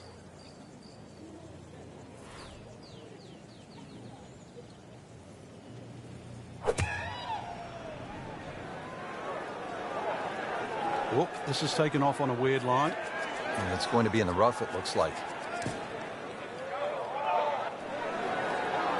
That one ends up in the rough. That went sideways. Ball sitting down here in the rough. He's digging in.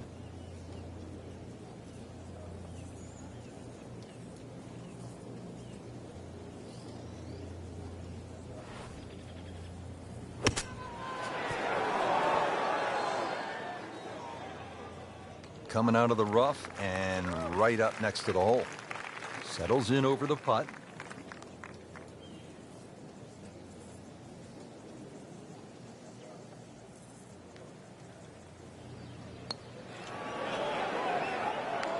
Well, Frank, you hear it so often. This is a game of dealing with your miscues. That's the beauty of this game of golf. It giveth and it taketh away. So not his best work. He'll walk away with a bogey. From a par 3 to a par 5 here at the 12th. It measures 560 yards, a sweeping dogleg left, and there is some trouble down that left side. This is a scary tee shot. There's no two ways about it, Rich. You've got to get the ball in play because you can really rack up a good score here. That water very much in play. Doesn't matter what club you decide to hit off the tee. 560 yards actually is reachable, believe it or not. But you've got to get it on the fairway. You don't really have to be too brave and try and take too much over there. The other thing, too, to consider about is this green is nearly half the length of an NFL football field. It's 55 yards from the front of this green to the back of the green.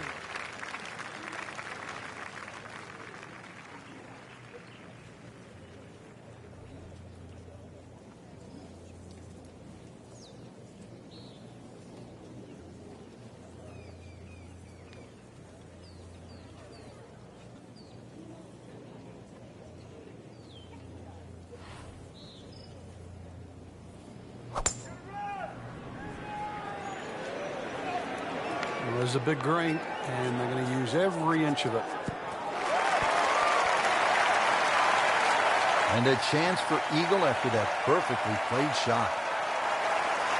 No snap, though.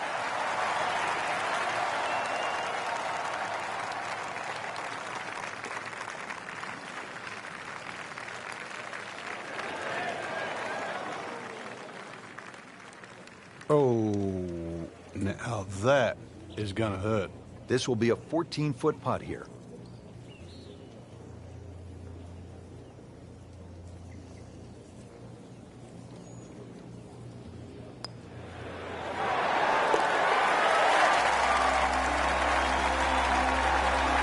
So one shot closer to the lead with that birdie. 13th hole, and Frank, Wolf Creek is really kind of a macho golf course because you can stand on a tee like this and say, you know what? I'm going to take this one over the mountains. And then, if you do, then you flip the coin. Is it in play or is it out of play? This is one hole. You just you realize you're in the middle of the desert, that's for sure. And one hole that you think, well, if I play this hole a couple of times, I might just get the hang of it. Appears to be a smart shot, Frank. Yeah, no problem here. That's going to fly all the way.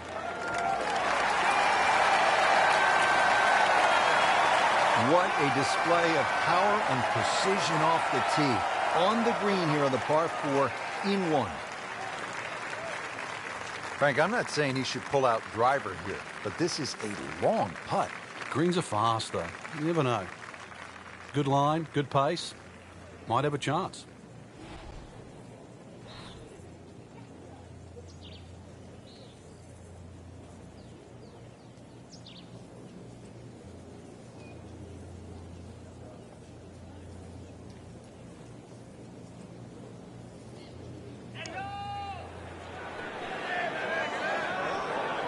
Looks like he just misread that. Birdie try again here today.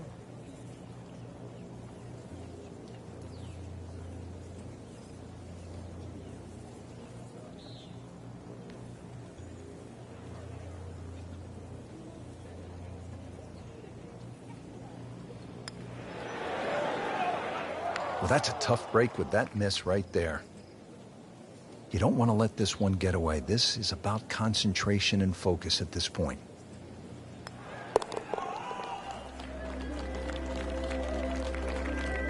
He'll take par and move on.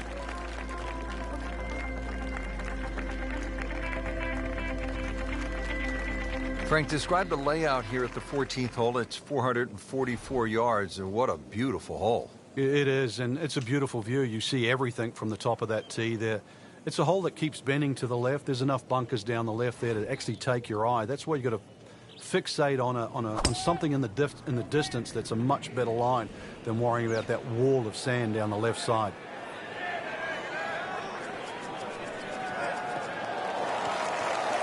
Frank, they say you have to ride the wind.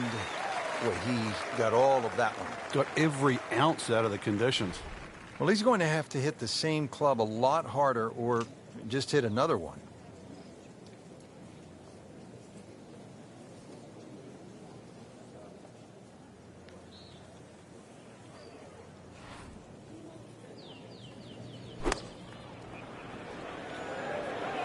Moving a little to the right of the flagstick.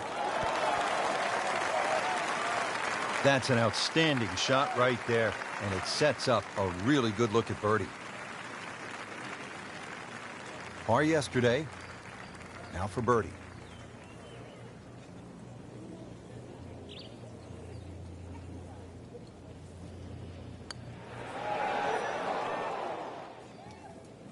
Now, just when you thought they might pick up one, now settle for a par. Now a 7-footer.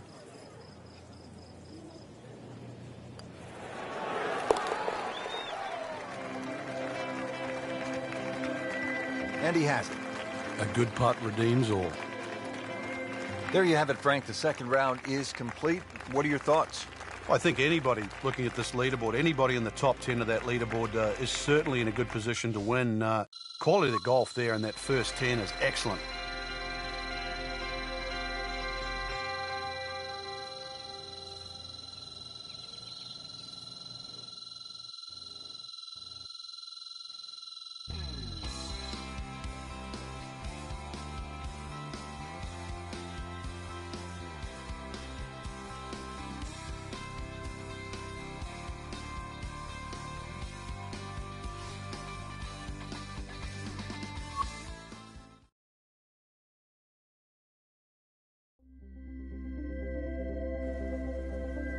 EA Sports and the Wolf Creek Golf Club so proudly present third round coverage of the EA Sports Spring Invitational. And now we go down to the action at the first. Frank, it's a different feeling on the first tee on a weekend, third round of a championship like this than, say, on the first round, isn't it? You know you've got the grips of the golf course. You know the holes that are birdieable out there. More importantly, too, you know how well you're playing. It's all in front of you. Sport, especially like this at the highest level. Right where they were aiming, on the fairway. Frank, what does the shot into this first green look like? It's back a little bit up the hill. Bunkers left and right, really the biggest concern. But a well-flighted shot to this three-level green will be well rewarded.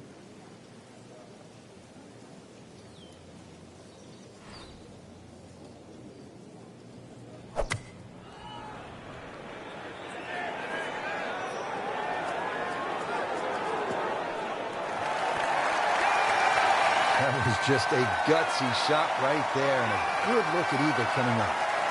Been pretty good all day from this distance, just trying to take care of business.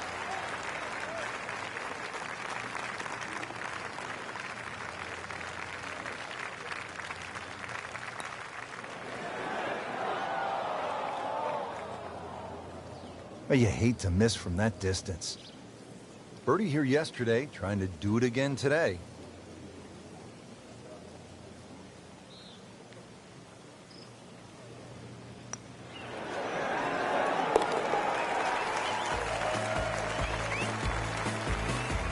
Well, birdies are hard to come by in this situation. So tight. Keeps him right in the thick of it. Frank, there's so many impressive holes here at Wolf Creek, but the second really stands out. Yeah, that tee box, is it 9 stories high? It's hard to imagine you can tee up that high, and obviously trying to judge distance is one thing, but also just the visual that you get.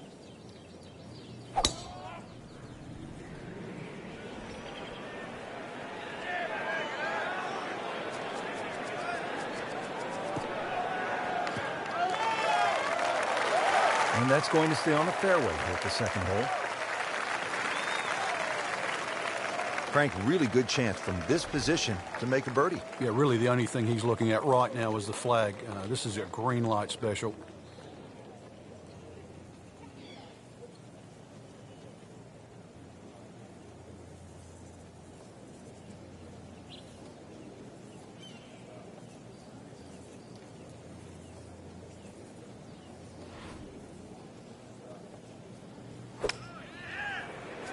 Seems to like it. Headed for the fat part of the green. Wow, Frank, he is dialed in. Yeah, that was just some shot on that. Easy birdie. So coming off the birdie on the previous hole, a chance now for yet another one. And momentum all in his favor. Not a real hard game, is it? Birdie to open.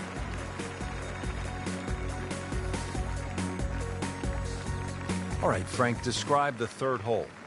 Well, it's a par 3 with a bit of a tabletop green, Rich. Some bunkers right and left of that, but also it's going to play a little bit further. This tee shot is uphill, unlike the opening 2 holes. So a 3 here, and that certainly won't hurt the scorecard.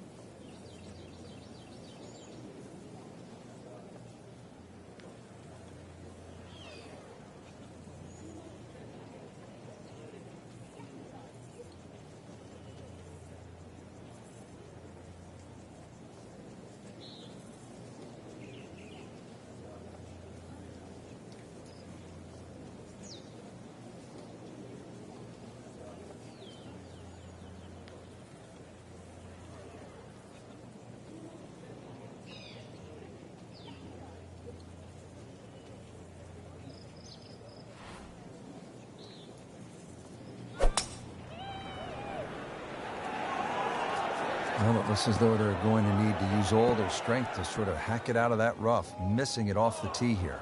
Getting set for this next shot from the rough, what does the player need to be careful of here, Frank? Well, this is where we're going to see exactly how good they are because, you know, that's not exactly the best lie, but it's sort of doable if you know what you're doing.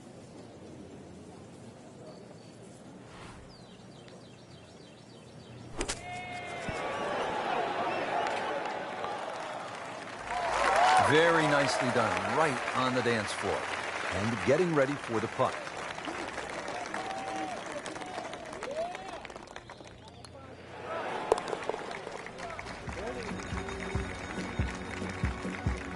That's a good par given the situation. Still tight, still close. 383-yard fourth hole. Certainly not long, Frank, but there's plenty of trouble out there. Yeah, this is very much a positional hole. This is not sort of tee it up with a driver and just rip it down there. Just find the fairway. You're going to have virtually just a short wedge, 9-iron really at the most into this green. And really, this is a good chance for a birdie. So 2 good shots, and you shouldn't be too far away. That is tasty looking right there from just a perfect spot in the fairway. That is prime real estate. How do you get a lie like that? Seriously, you could hit any club from there. Frank, this is a position where a player is absolutely licking his chops here. Good chance to make a birdie. Yeah, this is when this game just looks like fun. The bunkers don't seem to be in play. The only thing you're really looking at right now is just the flag.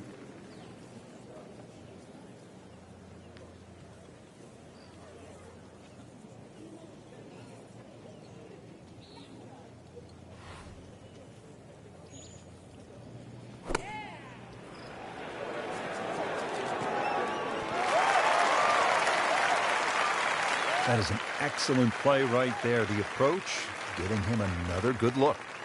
Made par yesterday, this one for birdie.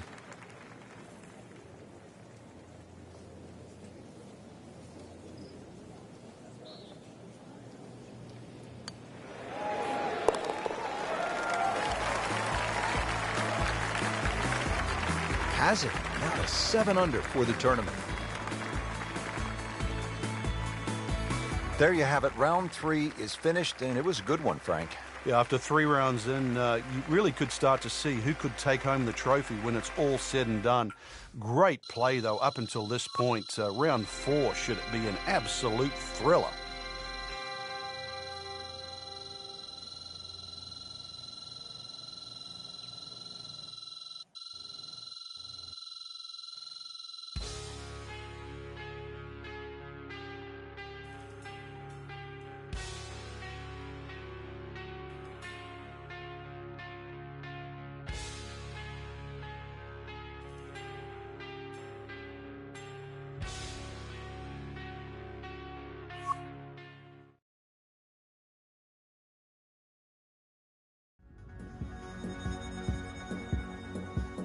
EA Sports and the Wolf Creek Golf Club so proudly present final round coverage of the EA Sports Spring Invitational. Today we're here at Wolf Creek Golf Club in Mesquite, Nevada. Rich Lerner alongside Frank Nobilo set to bring you all of the action for the EA Sports Spring Invitational. And Frank, what can the players expect from Wolf Creek? Just a mesmerizing layout, Rich. You can see that from above. Straight driving is imperative out there today. You actually don't have to hit the ball a long way. The elevation on those tees is going to give you that extra distance on almost every shot. You can even take driver out of play on some of the holes. But really it's about being in the right position first on those tee shots that you're going to hit today. Oh, that's fine. Frank, how about 16 of the 18 holes here at Wolf Creek feature elevated tees? And that gives you those constant vistas. You've got to take a camera, actually, when you go and play Wolf Creek, because if you stand on some of these tees, you don't just see the one hole in front of you. You look around and you go, this is amazing how you can put a golf course in this area.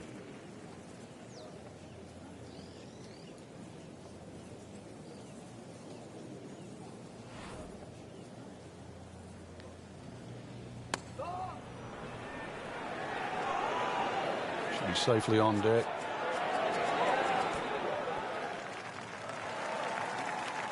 Boy, I'm reminded of what an old caddy used to say about the great Lanny Watkins when he was on fire. You can't hide the flagstick from that man. Settles in over the putt.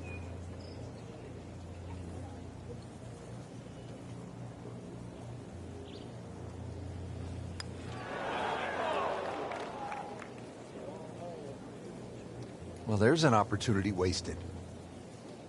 Just knock it in for a par, and let's forget about this one. Golf is not about perfect, but it is going to hurt the cause.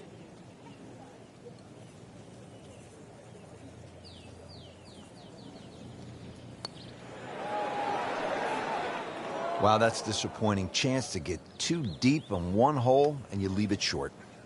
Well, the good thing is he didn't miss it. All right, he didn't go past the miss. You get what I'm saying? Yeah. We'll never know. Okay. Still has chance. Giving up a shot and the lead after that bogey. Frank, another really rugged hole. This is the par 3 11th here at Wolf Creek. Rich, remember that book, Dead Solid Perfect? This is what this hole's all about, because you must hit that tee shot solid. You've got to carry all the trouble in front of you. And remind yourself, too, there's enough green grass down there. Not necessarily green, but green grass around there. A good shot safely on the putting surface here, and this green's not too severe. But this is a fun par 3 just to look at, or even at least experience.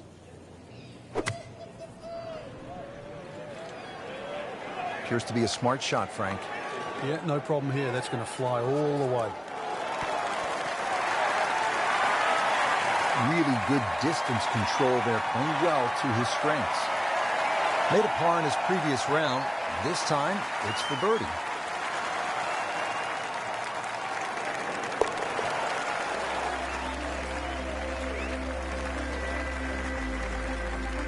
Frank, tie atop the leaderboard now. I think it's certainly starting to get everybody captivated. That was a nice birdie. Par 5, 12th, and Frank, another reminder that Wolf Creek can really be intimidating. It can. Water down the left. They'll take a huge dent off your scorecard. A lot of fairway down the right. Somehow find that. This par 5 can be reachable in 2. There's still trouble to the right of this green if you get a little bit cavalier. This, without doubt, the longest green on the golf course. It's 55 yards from front to back. Nice long tee shot there and a good lie, Frank.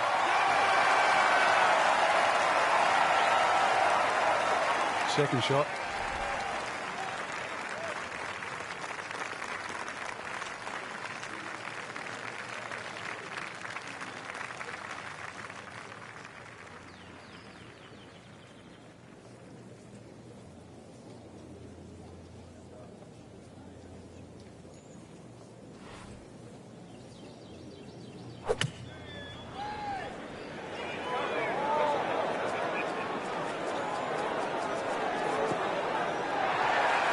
Frank, that is how it's done.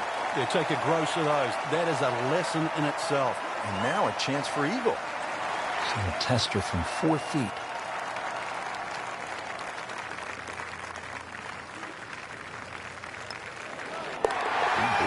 Ball game right now, don't we, partner? Oh, I'm starting to get sweaty palms.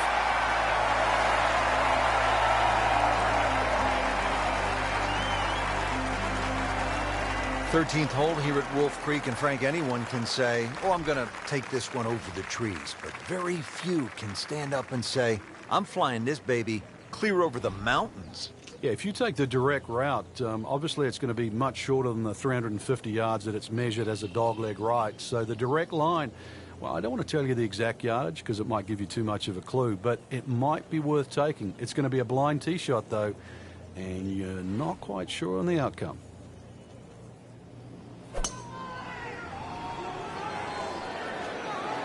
That should be pretty good right there. On the safe side.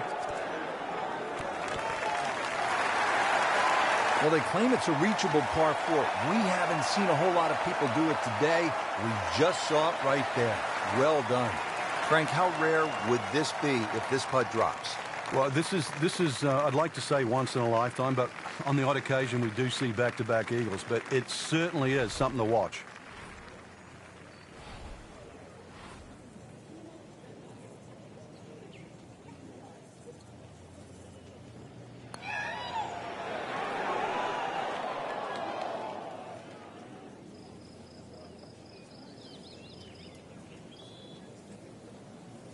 That's a head scratcher. No other way to put it. That close to the green and misses it badly to the right.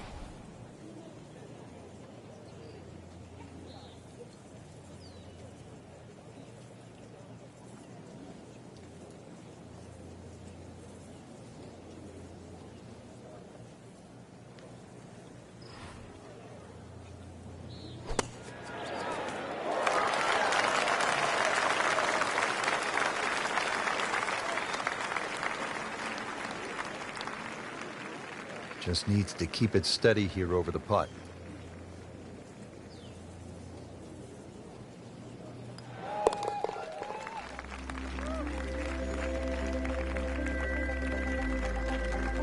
Nothing wrong with that par putt. Frank, describe the layout here at the 14th hole. It's 444 yards, and what a beautiful hole. It is, and it's a beautiful view. You see everything from the top of that tee there. It's a hole that keeps bending to the left. There's enough bunkers down the left there to actually take your eye. That's why you've got to fixate on something in the distance that's a much better line than worrying about that wall of sand down the left side. Great Bobby Jones used to say the hardest shot in golf's the next one. Talking about that, right? It's not going to be too hard. Little uphill to this green, Frank.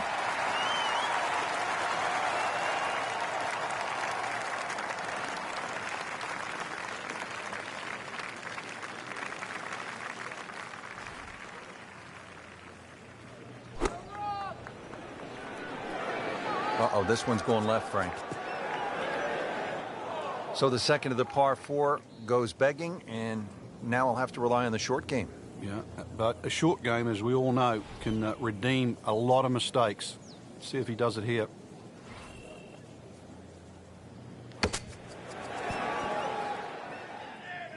Well, that's what separates the good players from the great players, the ability to get it that close from that kind of lie.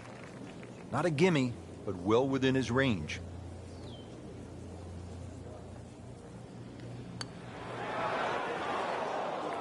Well, you just can't make up ground if you don't make putts. Drop shot here at the 14th hole. Has this now for bogey.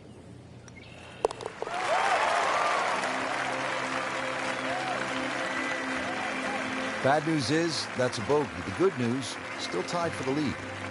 He's the only one disappointed. The rest of the field aren't. Made it a real cat fight.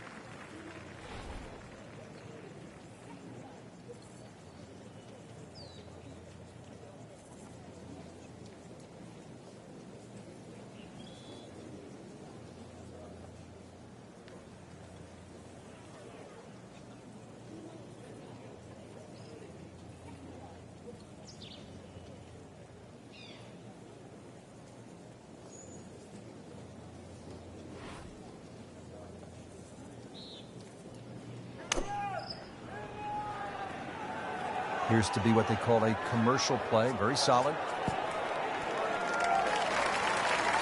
Terrific golf shot. And now that for an easy birdie.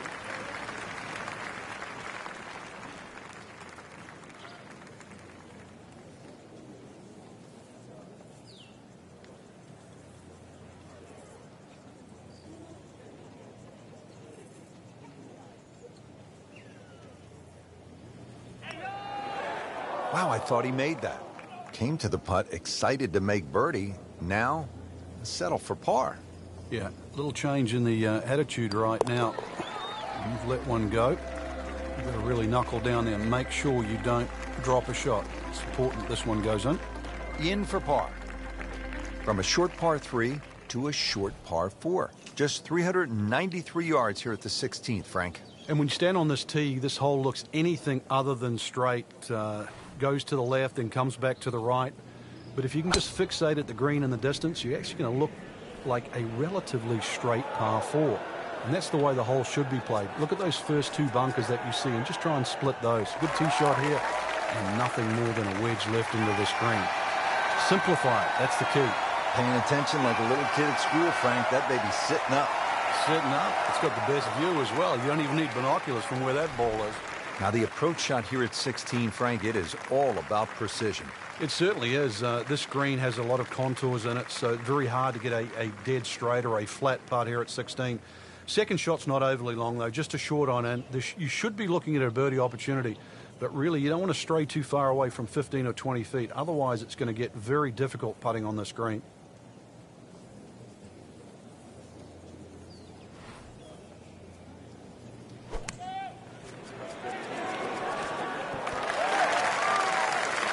Well, that's how you play the game, right there.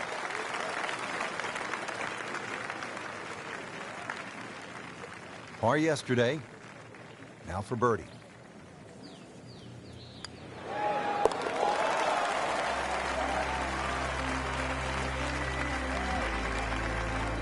Really hitting on all cylinders now, 9 under for the tournament.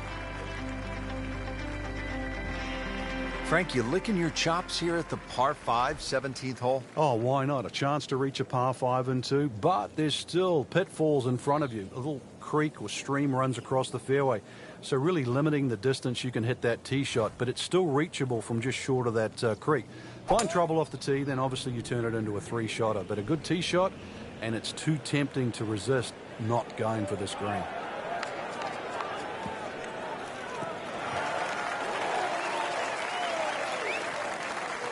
Always makes the hole easier, playing it from the fairway. Set up in the fairway, 200 yards from here.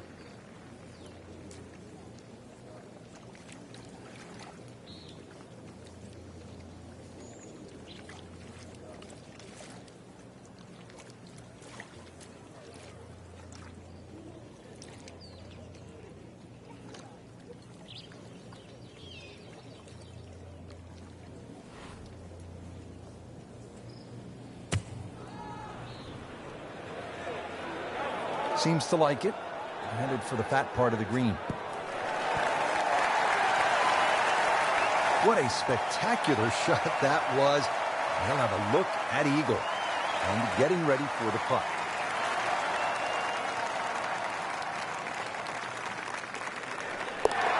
Count it for an eagle.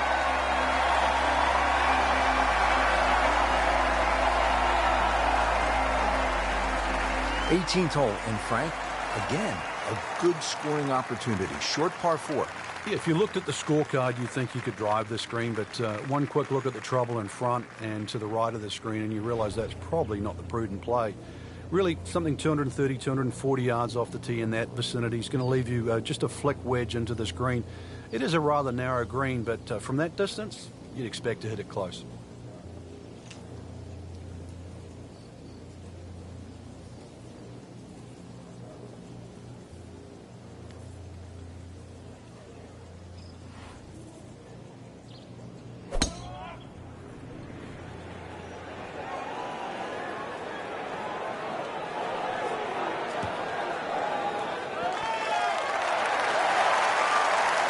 Drivable par 4, not for most in this field, but for this guy, yes, He has just knocked it on.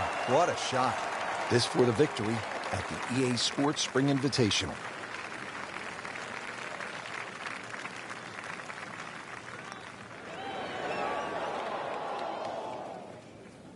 So the Eagle goes begging. He still has this for birdie. Birdie putt coming up. Had a par on this hole yesterday.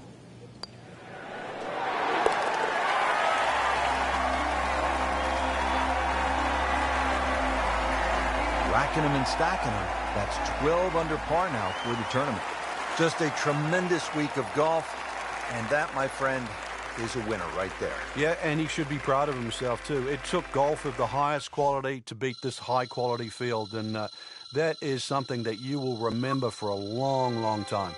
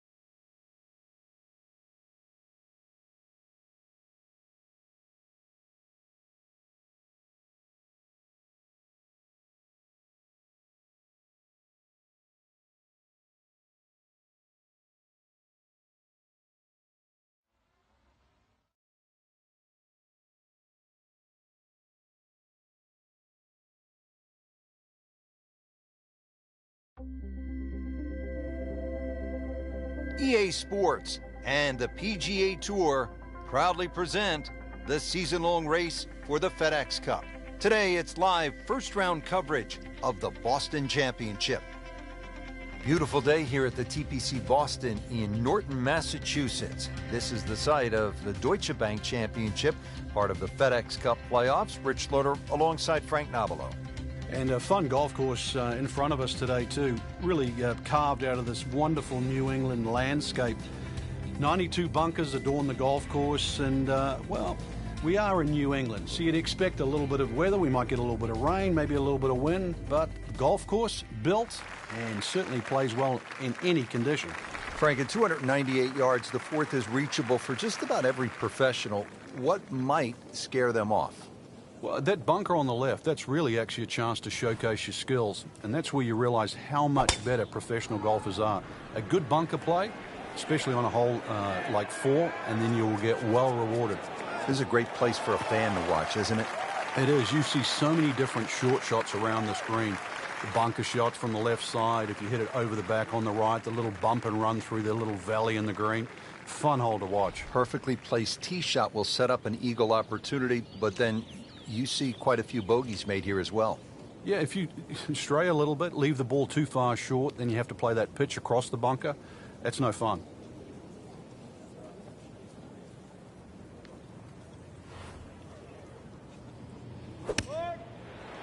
Oh, looked like he caught a flyer right there, Frank. Well, I don't know what he caught, but this is way too much. Playing this par 4, still not on the green after that second shot. But still not done.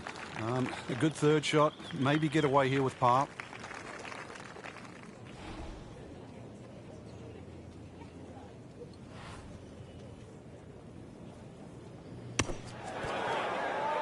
Oh, that was solid, Rich. This one's safely on. Just a tap in to finish the hole.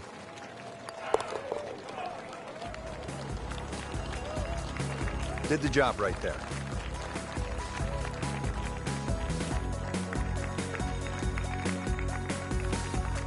Been fun so far. Let's see what's happening out at hole number 5. Early in the round, still holding steady, even par on the day. Yeah, it's got that feel it could go either way here. Next few holes will probably tell us which way.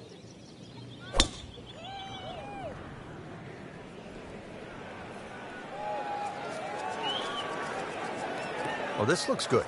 It certainly is. Wow, that is a monster drive down there, about 315 yards. Ready for a second shot, trying to knock it on the green.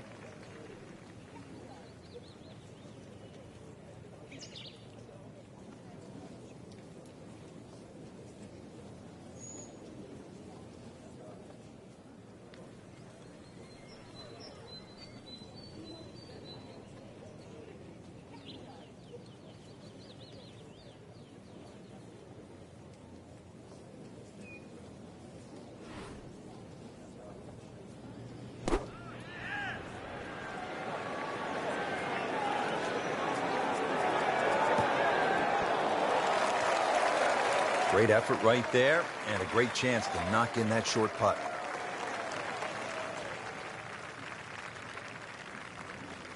Shouldn't be a problem here, but not a formality either.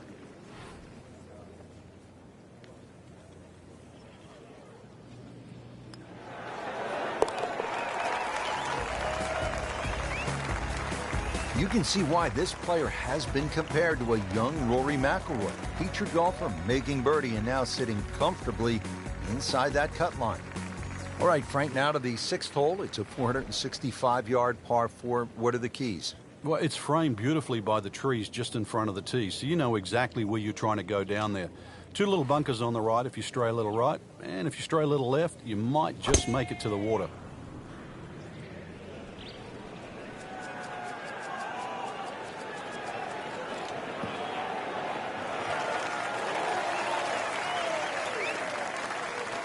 Now it's right in his wheelhouse, good position where he can attack the pin.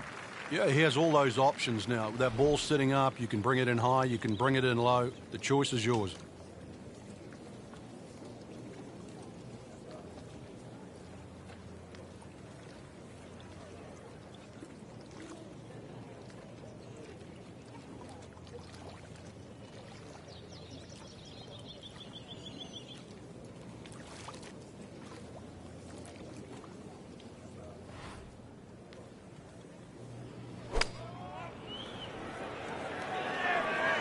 should be pretty good right there. On the safe side. Good chance now for a birdie. That was an outstanding play. Well, it's almost a guarantee there after that shot. Frank, this would be a nice way to jumpstart the round. Yeah, his momentum can quickly go in the right direction if he makes this.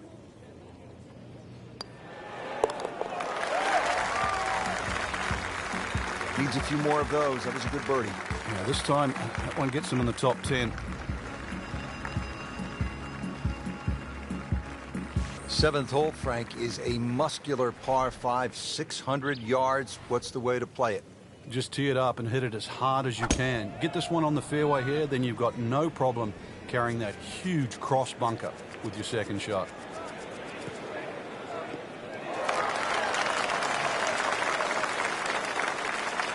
Good tee shot right in the fairway and plenty long.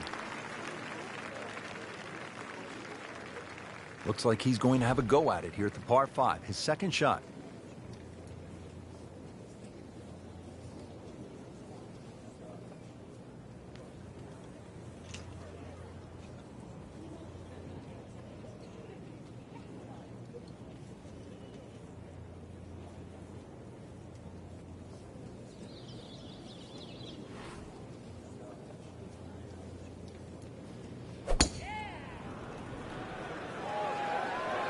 Oh, no, look out, Frank. I think he flushed that one. Oh, this is going, gone. Certainly had enough power, just didn't have any touch. Remember, out of the rough. Expect the ball to jump forward a little bit. Just when you thought it was going to be an average week, eagle there to vault into the top 10. Hole number 8 now, 213 yards in length, a par 3. And Frank, what can we expect? Really narrow at the front of the screen. A lot of mounding. Ball normally kicks towards the left. One place you don't want to go, though, is that left bunker. The bunker shot's all downhill from there.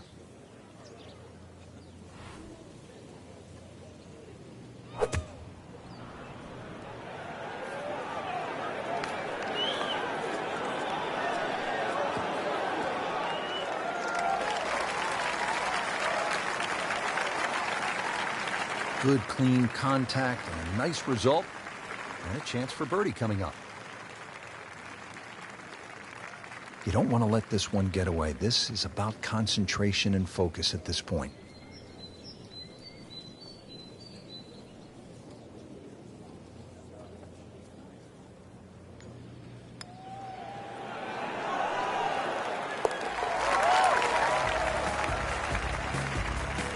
That was a nice birdie, and no doubt he's feeling pretty good about his position on this leaderboard. A series of good holes in a row has got him to this point.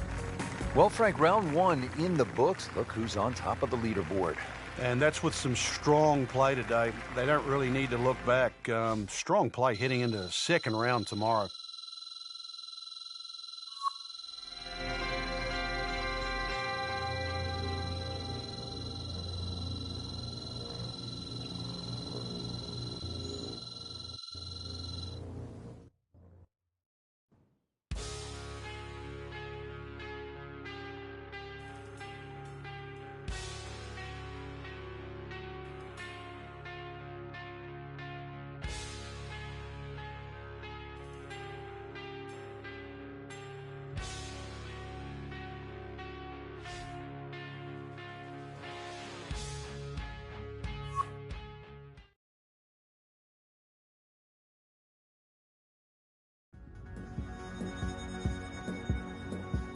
EA Sports and the PGA Tour proudly present the season-long race for the FedEx Cup.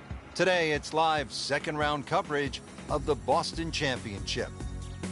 Hello again and welcome. I'm Rich Lerner alongside my friend and colleague Frank Novello. We're here in the state of Massachusetts on a magnificent fall day. TPC Boston, the site for the action. And Frank, what can you tell us about this golf course? It was built in 2002, Rich. Had some changes over the years with Gil Hands and Brad Faxon, but it's certainly been a staple on the PGA Tour. It was first played a tournament there back in 2003. Adam Scott got his first win on the PGA Tour, and since 2007 has been a part of the FedEx playoffs. It's a par of 72. See if you can break the course record today. It's only 61, held by B.J. Singh and Mike Weir. Yeah, just a 61. Big golf course. And with that 18th hole, well, we'll see if you can get 11 under on the 18th tee. That'll be a little bit of a difference. Really exciting finishing hole here at TPC Boston.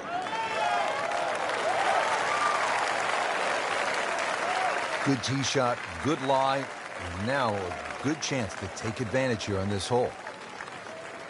Frank, this is a position where a player is absolutely licking his chops here. Good chance to make a birdie. Yeah, this is when this game just looks like fun. Bunkers don't seem to be in play. The only thing you're really looking at right now is just the flag.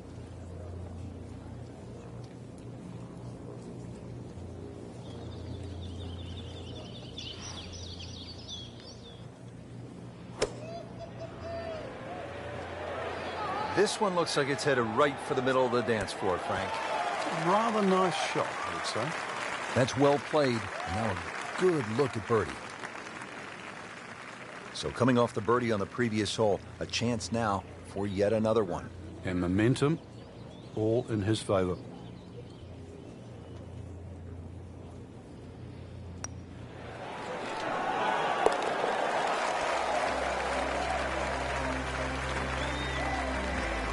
Frank, you've navigated so many leaderboards in your career. This is the way to do it, isn't it? Oh, there's plenty of holes ahead too, Rich. Third place, a really good position to be playing from here on in.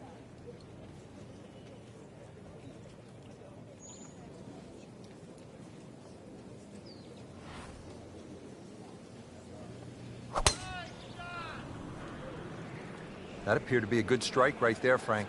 Oh, good. It's just towering. Look at that hanging in the sky. That one came right off the meat of the bat. He really laid into that. More than got a piece of that. Second shot.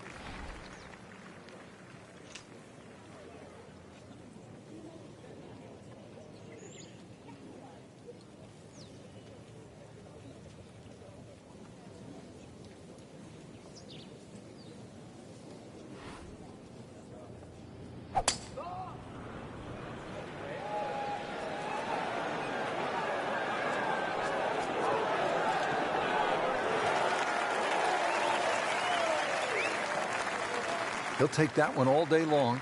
Very solid, about 15 feet away. Really? This is an awkward length.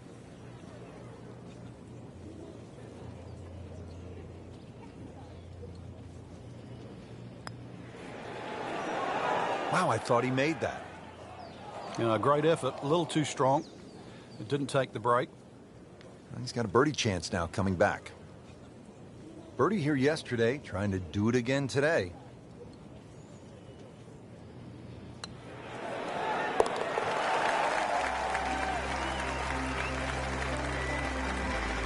Yet another birdie and yet another tie at the top of the leaderboard.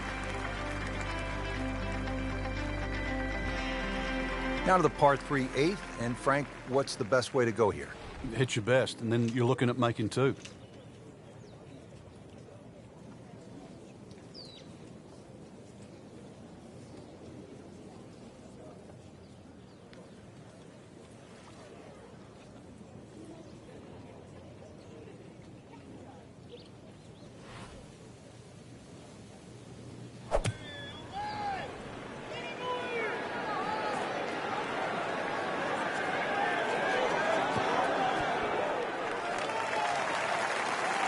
Just a pure strike, a perfect result. He'll have a good look at birdie now. Not a gimme, but well within his range.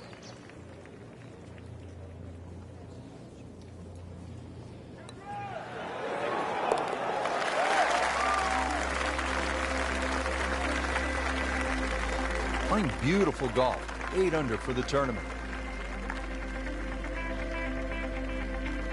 Frank, I love a hot dog and a soda at the turn.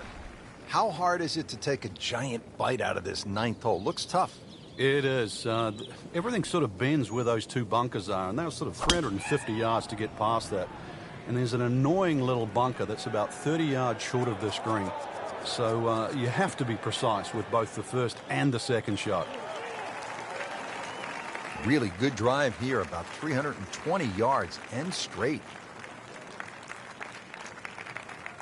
Second shot, good look at the green.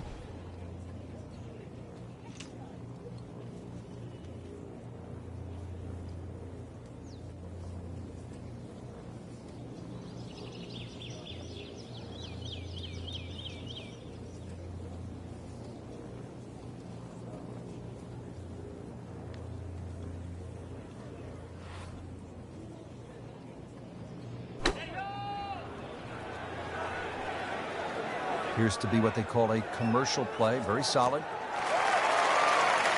You can't hide the flagstick from that man.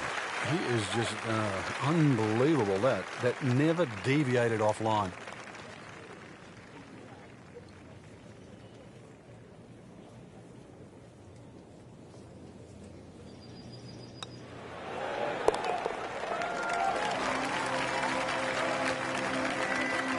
Frank, we have said it over and over.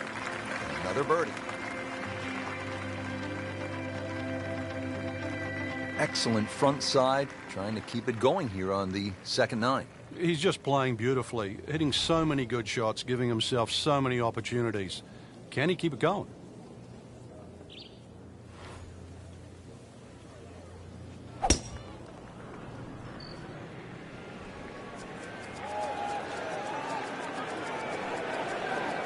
Good contact, good result.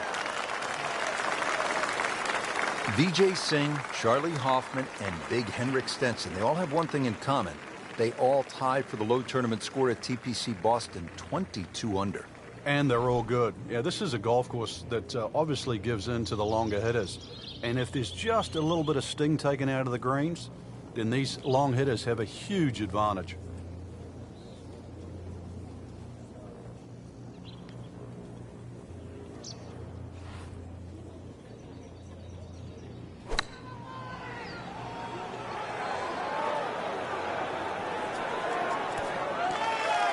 Early part of this back nine and a good approach shot. Now we'll have this for birdie. Birdie putt coming up. A par on this hole yesterday.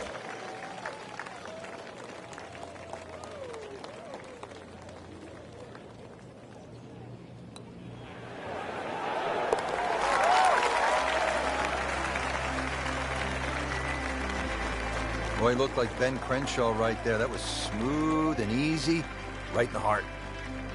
Well, Rich, 2 rounds in the books, and it's easy to see why the leaders are on top of that leaderboard. Excellent performance, but still a long ways to go in this tournament.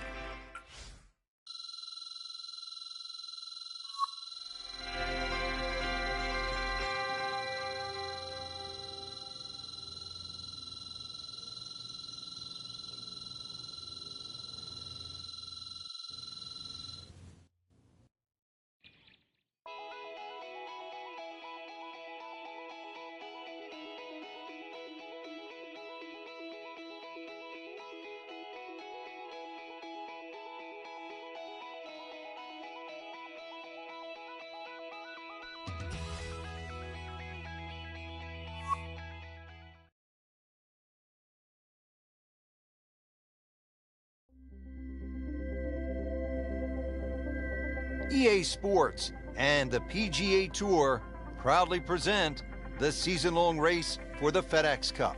Today, it's live third-round coverage of the Boston Championship. Hello again and welcome. I'm Rich Lerner alongside my friend and colleague Frank Nobila. We're at the TPC Boston here in Massachusetts. And Frank, what kind of a golf course are we facing today? Big golf course, very much a sort of an inland link style. Gil Hands and Brad Fax, and they've tweaked it over the last few years. It's been a staple on the FedEx Cup playoffs since 2007.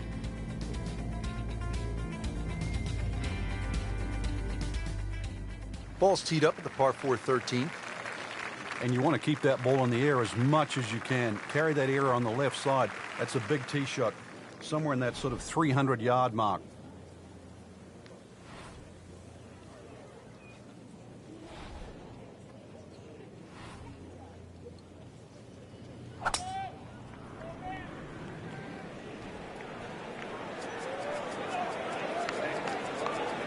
Long and straight. That's how you do it.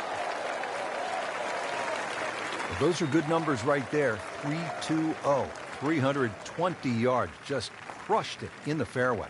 Frank, really good chance from this position to make a birdie. Yeah, really the only thing he's looking at right now is the flag. This is a green light special.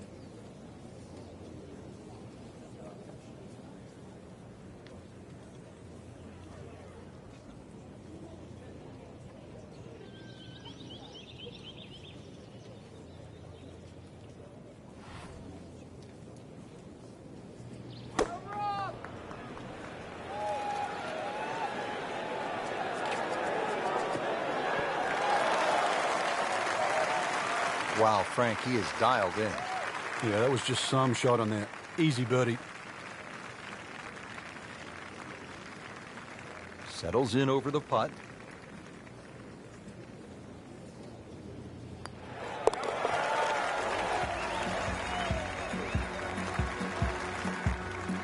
Well, very impressive and on the move right now.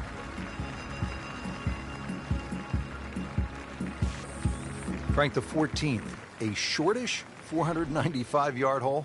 Only because it's downhill. If you can get that ball running down the fairway, then it certainly sets up a good second shot into this stout par 4.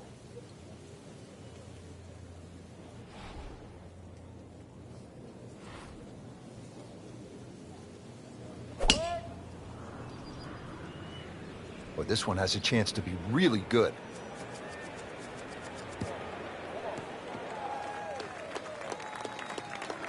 Frank, it makes the game easy when you play it from the fairway. Especially when you play it from a lie like that. Now from a good position in the fairway, his second shot.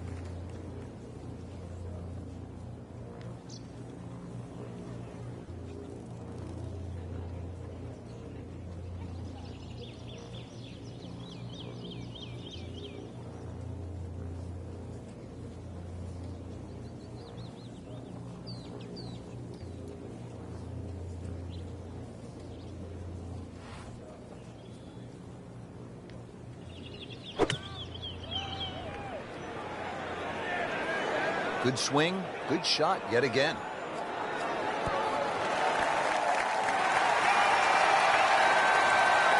Well, that's how it's done. The approach shot is within 10 feet and another good look. A makeable putt right here. He is currently sitting at 1 under par. Almost. Wow. You have to make those from that distance. That hurts. Made par yesterday. This one for birdie.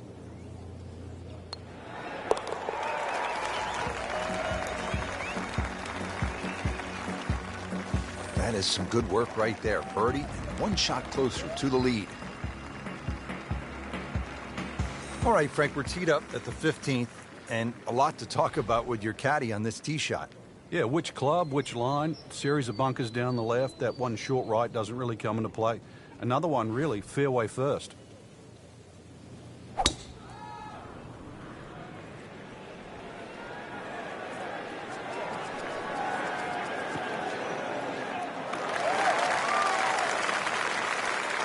Frank, this is a way to make golf easy when you can hit it that deep.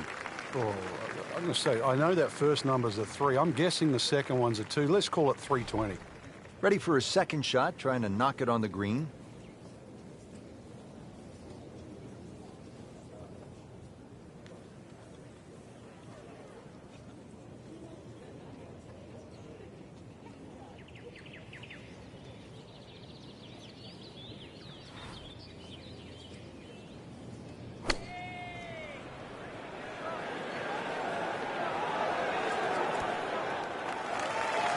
That will be a great look at birdie.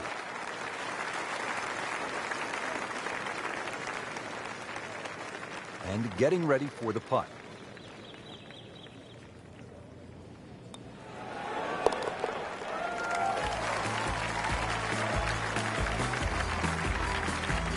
Can't wait to write those on the card. 1 below par.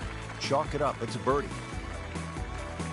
Moving on to 16 now. This is one where you sort of lick your chops, Frank, because it's pretty short, 161 yards. Where's the challenge here?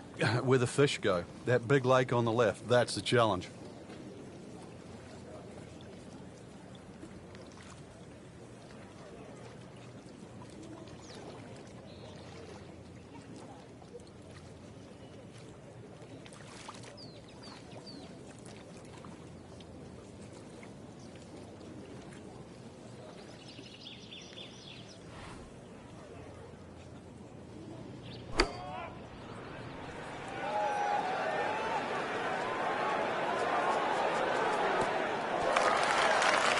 that is an exceptional shot on the green and in position for a birdie.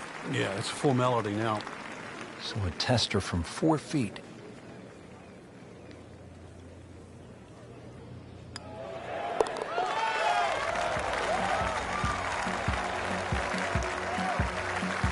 That was a nice birdie, and no doubt he's feeling pretty good about his position on this leaderboard. A series of good holes in a row has got him to this point.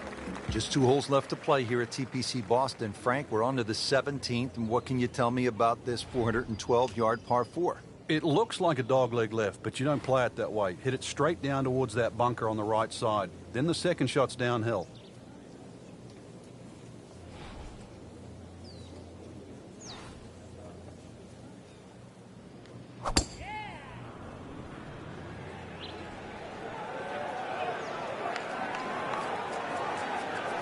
Pretty good drive here. Another straight one. Paying attention like a little kid at school, Frank. That baby's sitting up. Sitting up. It's got the best view as well. You don't even need binoculars from where that ball is. Looks like about 80 yards left.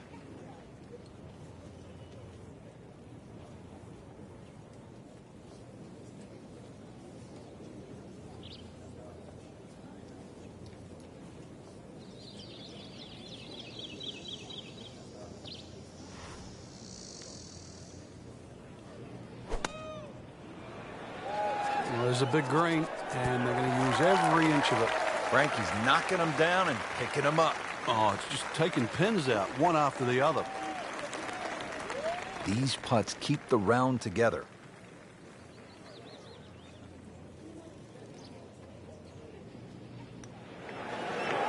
So close. Oh, man. I just pushed it. Boy, that hurts.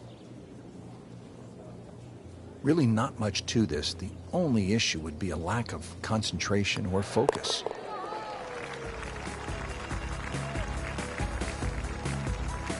Looks like par may not be good enough to get the job done here. Yeah, big change in the top of the leaderboard. Get another birdie, so pushes him back to second. Frank, the par 5 18th here at TPC Boston, this is a chance to be a hero. Oh, there is. The mere mortals play it down the left side. Everything slopes from left to right. But that bunker, with a puff of breeze behind, if you can carry that, you are one of the longest hitters around. That appeared to be a good strike right there, Frank. Oh, good. It's just towering. Look at that hanging in the sky. It's nice to roll in a 25-footer now and then. Those feel good. But still, there's nothing like hitting that perfect tee ball. Long and straight. Yeah, you can puff out your chest, last to play, the advantage, holes shorter. Basically, the list goes on.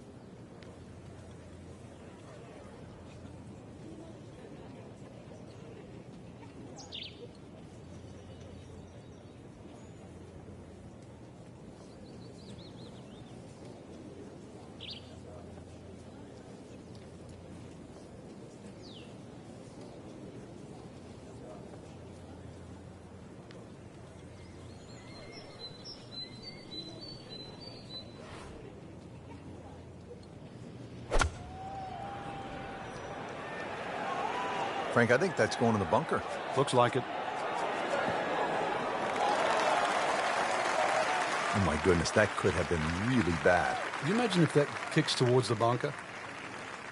Now the third shot at the par 5.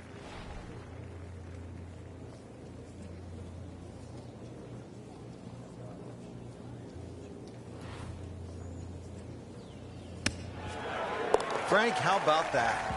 Well, can you believe that, too? I mean, could have hit the flag and bounced away instead. Straight in. Amazing shot. And really deserves it. Frank, in golf, there's nothing quite like the final round of a hotly contested championship, and this one could be a doozy. And there's nothing quite like that leaderboard I'm looking at right now. We are going to have some amazing golf. This one is going to have to be won.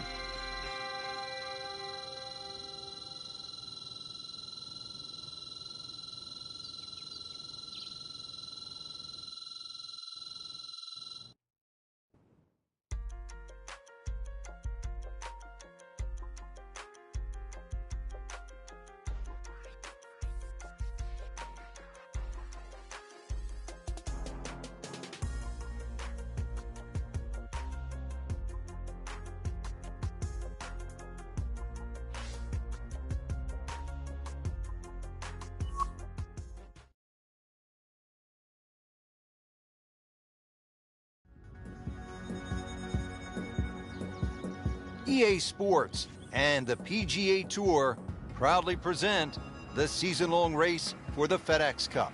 Today, it's live final round coverage of the Boston Championship.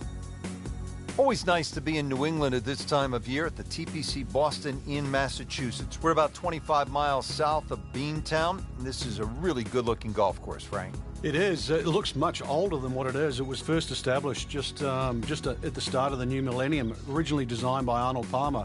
But it got that older look from Gil Hanse and Brad Faxon. But also, too, you know, if you're racking up a few points out there, or score, should I say, remember Gillette Stadium, home of the Patriots, just down the road. Frank, after a couple of par fours where you just sort of let it go with the driver, different strategy here at the 15th? Yeah, you don't want to get carried away here. This is one where just a nice smooth swing, get that ball in the fairway. And that second shot, you've got to carry that false front.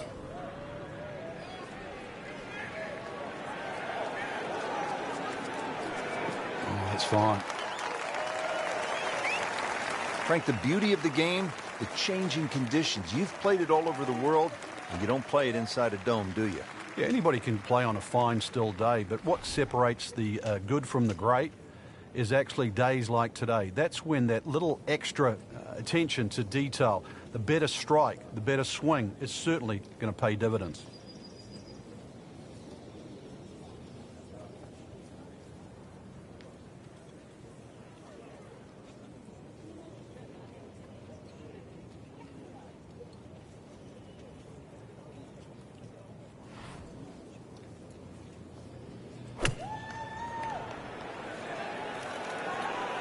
Well, this one should be safely on deck here.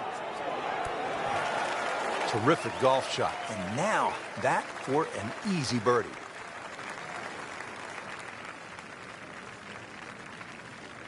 Trying to make yet another birdie.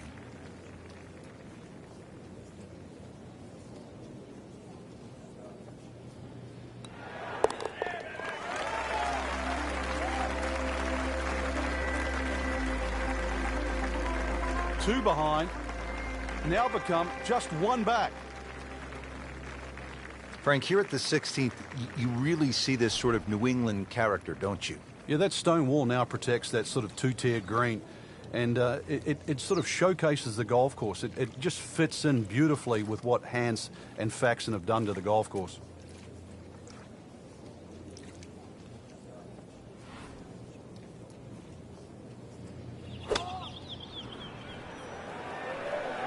Hazard. Maybe wet.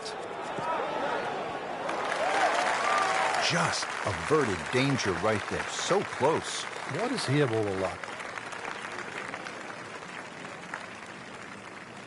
Makeable putt right here, currently sitting at 1 under for the round.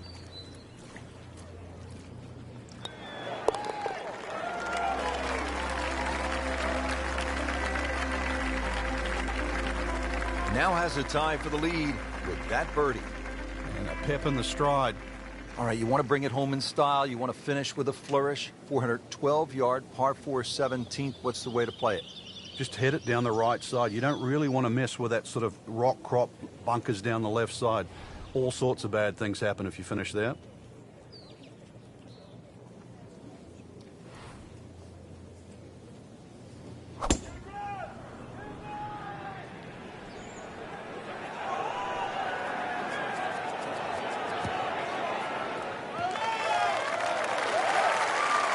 Frank, that is position A.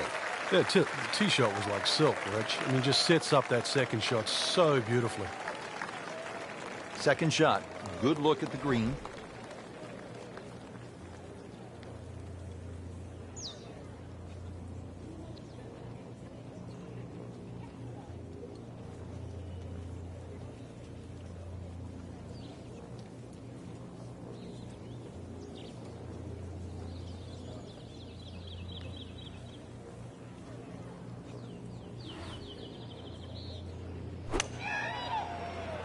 Oh, no, look out, Frank. I think he flushed that one. Oh, this is gone. Wow, lucky break right there, Frank. Well, that's what everyone else is going to say, except him. Been pretty good all day from this distance, just trying to take care of business.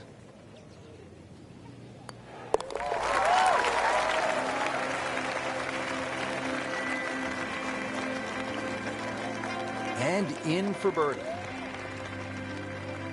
Frank, the 18th here at TPC Boston, for whatever reason, generates quite a bit of buzz, doesn't it? It does. The longer hitters, obviously, they lick their chops. They're having a chance to make this green in two.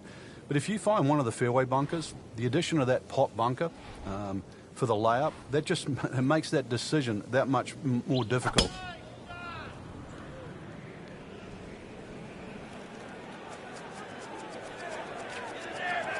Long and straight. That's how you do it. Always nice to watch a great swinger of the golf club. He has given this one the full treatment. Perfect release through the ball. And this shot is on the fairway, over 300 yards.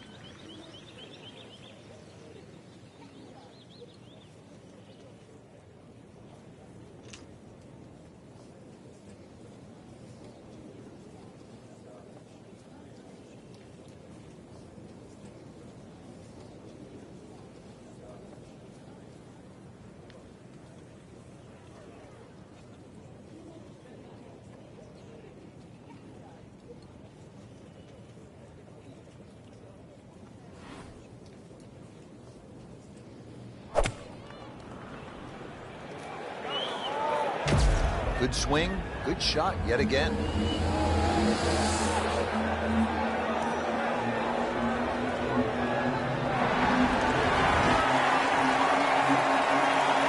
He's hit it very close. He will have that, Frank, for an eagle. Amazing how quickly the round changes. He'll quickly pick up two shots on the field. Just an amazing display. The records continue to fall.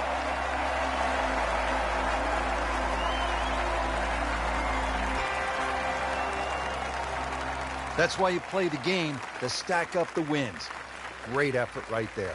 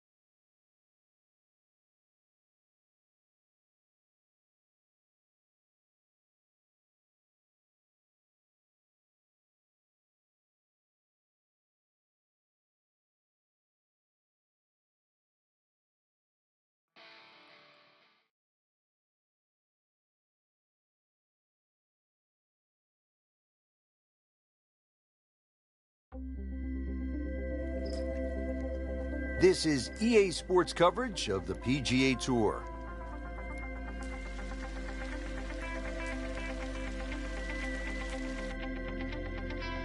Rich Lerner alongside Frank Nobilo, set to call all the action here at the Wells Fargo Championship. We are at Quail Hollow, and Frank, it is really one of the best courses on tour. It is a great state of North Carolina, where Donna Ross developed so many great courses. They're the sort of courses that we're used to seeing, but this is a relatively new golf course. First opened up in 1961, but it certainly fits in with the North Carolina landscape. Mature trees, holes well cut out, beautiful greens, and interesting finish. How do you like that finishing stretch? They call it the Green Mile. Some might think it's purgatory, but I think it's the perfect touch to a great golf course.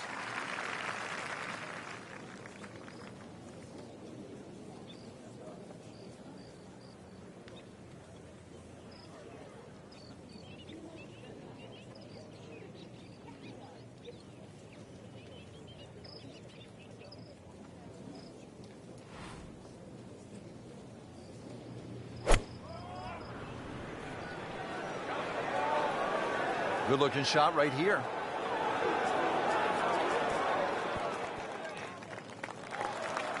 On the green, and a chance for birdie. Locked in on the read and the speed.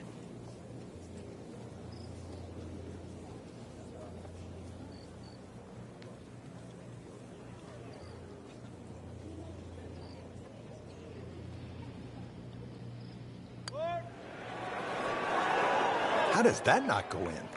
Amazing. Stroke looked good. Line looked good. Just did not take that final break. Close. Couldn't ask for much more on that putt. Not a gimme, but well within his range.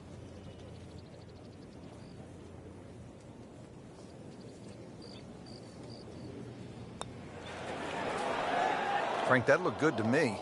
So frustrating sometimes on the greens, isn't it? Drop shot here at the 6th. Nudge this one home, finish it up. Well, with that drop shot, moves to 1 over for the tournament.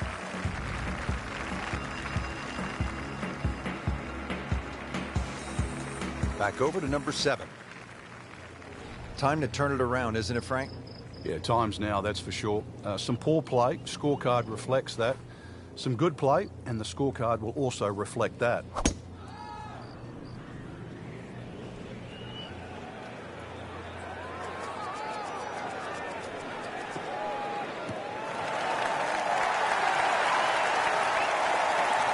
Can't ask for much more here at the 7th. He has hit a good one. Frank, here we are at another par 5. Second shot to the 7th. Is it time to go pedal to the metal? Yeah, this is the shortest of the 4 par 5s, and the second shot has to be respected. Left obviously isn't ideal, but it's still better than letting the ball go to the right.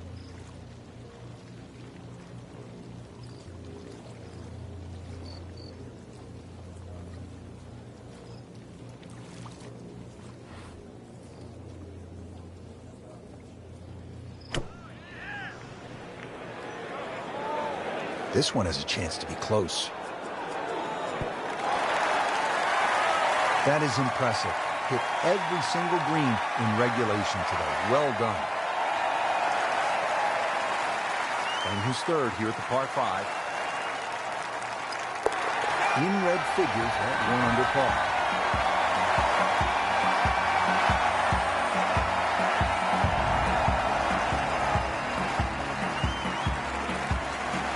Frank, I love a drivable par 4. In the modern power game, it really adds an element of excitement. And here we go at the 350-yard par 4/8. Well, you're definitely going to love this one then, Rich, because it ticks all the boxes here.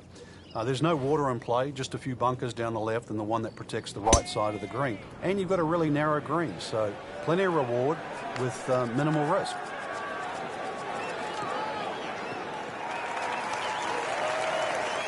Now it's right in his wheelhouse. Good position where he can attack the pin. Yeah, he has all those options now. That ball's sitting up. You can bring it in high. You can bring it in low. The choice is yours. Frank, this is a position where a player is absolutely licking his chops here. Good chance to make a birdie. Yeah, this is when this game just looks like fun. Bunkers don't seem to be in play. The only thing you're really looking at right now is just the flag.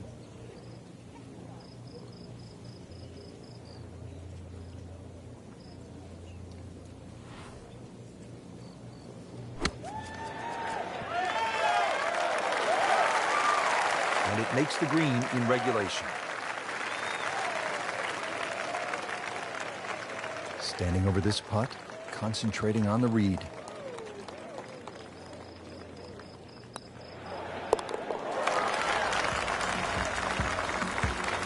Well, that'll put the smile back on the face.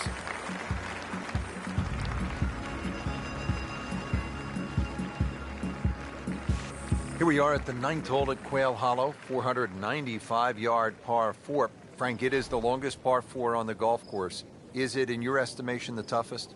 I think the green stops it from being the toughest, Rich, because it does kick in from either side. But when you see holes like this, there's no surprise why the Rory McIlroys and the Ricky Fowlers have won around here. This is just a great driving par 4. Oh, this looks good. Certainly is. Frankie's cranking it and banking it. Giant drives, a boatload of birdies. What a round. Yeah, these are the days you just dream for. We know golf's not that easy, but on a day like today, savor it and just keep going. Keep doing it.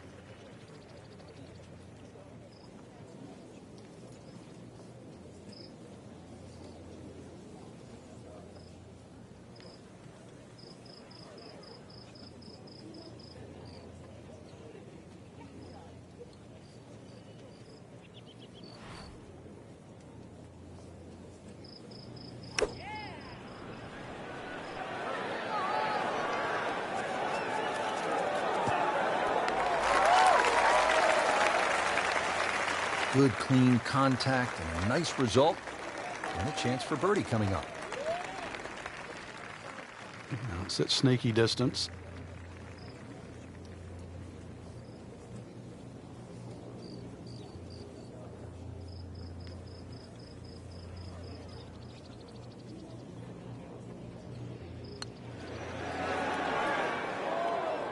Well, that would have been a bonus had it gone in, but still, reasonable chance for par here. Yeah, there's no damage.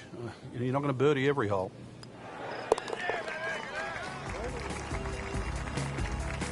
Well, not in contention, but in for par.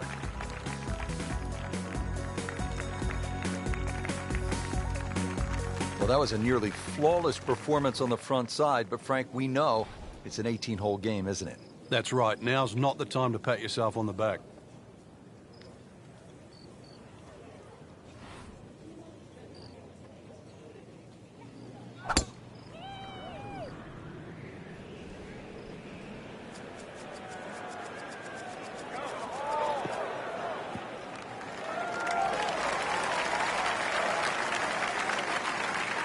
In the fairway here at the 10th, a nice way to start off the back nine. Second shot.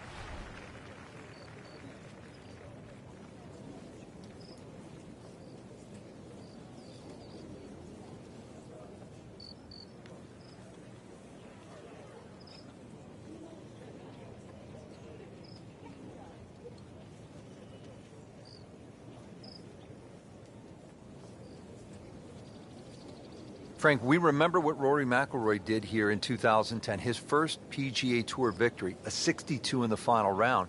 It was also the first victory for Ricky Fowler. Yeah, and oddly enough, it was in a playoff. And in that playoff, Ricky just pulled out a driver and smashed it down there, then hit a sand iron to that front left flag, basically to gimme distance. Not only did he win in the playoff, but he beat Rory McIlroy, the then world #1 in DA points. And that was the same Ricky Fowler that, remember, in the playoff in 2015 for the Players' Championship, drove the ball in equally daunting fashion over those 3 playoff holes at TPC Sawgrass. Sizable putt from 16 feet.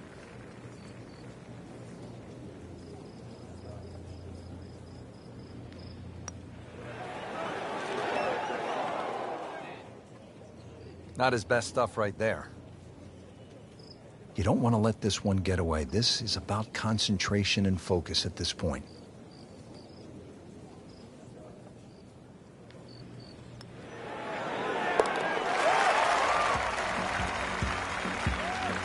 So into the top 15 on the leaderboard with that birdie. A few more, and who knows, maybe top 10 or top 5. Now to the par 4 11. Frank, what do you think of this hole? It's an interesting hole, Rich, and I'm curious to see how aggressive players will play here today.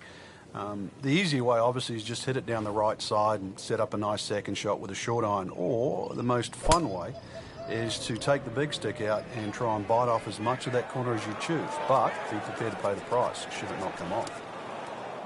Rich, there's rough and rough. That ball is needle-nosed down. Can't even see it from here. Second shot coming out of the rough here.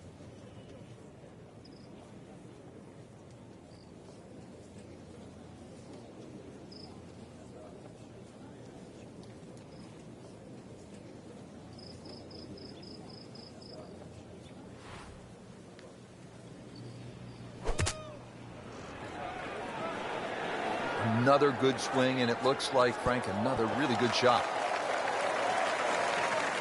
Well, that is an exceptional shot on the green and in position for a birdie. Yeah, it's a formality now. See if you can get this one to drop. Big birdie putt.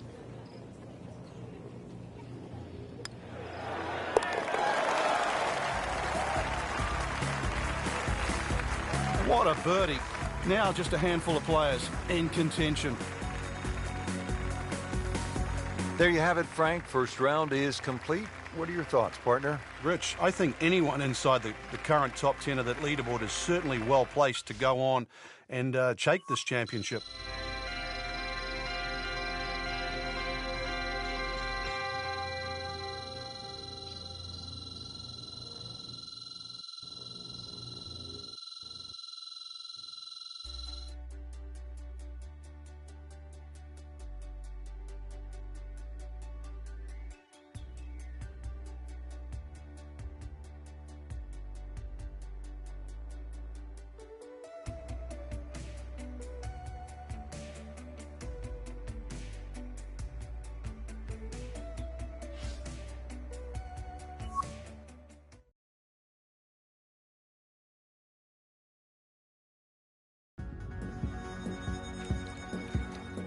Presented by EA Sports in association with the PGA Tour.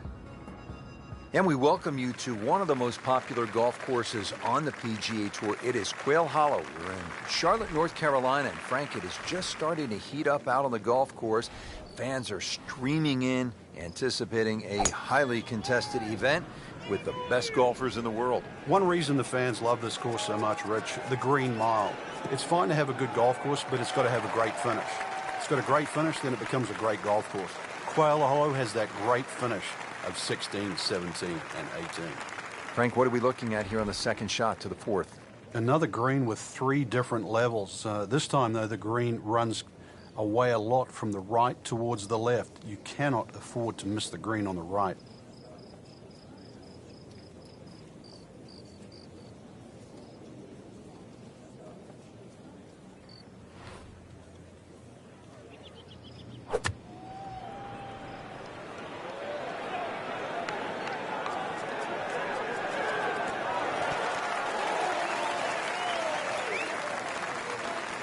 Can't hide the flagstick from that man. Frank going for another birdie here. Just to get on a real roll.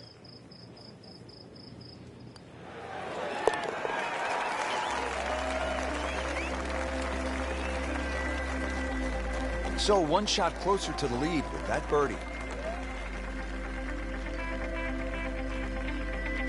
Frank, in today's modern game where players are hitting it so far, I always feel like one of the more exciting holes is a reachable par 5, and here we are at the 5th, 570 yards. Yeah, this is reachable providing you hit a good drive. Otherwise, it becomes very awkward on the layup. Sort of often threading the ball out of trees and just trying to find some sort of third shot. So to your point, big advantage with a good tee shot here. Long and straight. That's how you do it. Officials calling that one around 310 yards. Second shot coming up here at the par 5.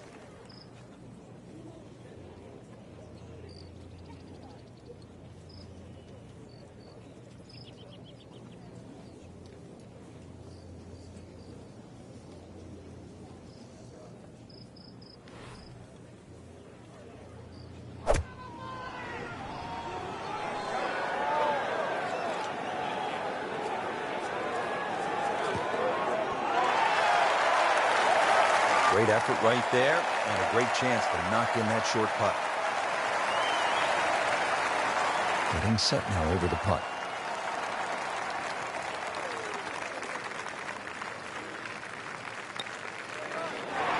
Frank, that's the biggest roar I've heard all week long.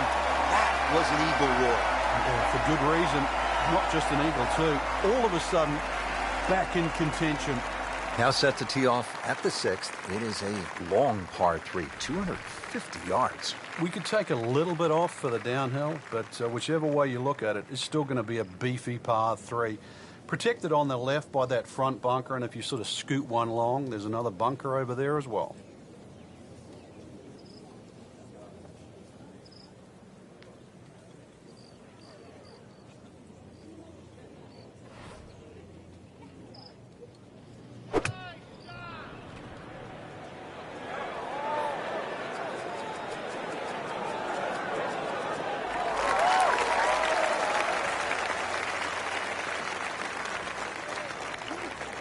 On the green and looking at a birdie opportunity.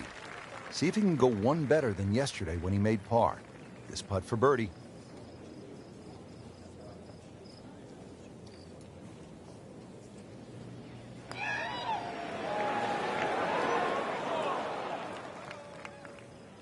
Pretty good effort right there.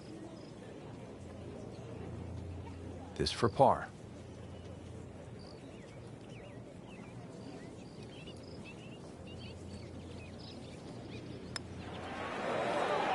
So close.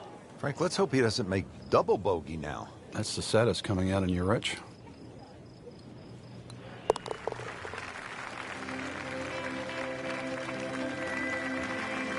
That's a bad bogey at a bad time in the tournament. You'd like to think it's just a slip on the controller.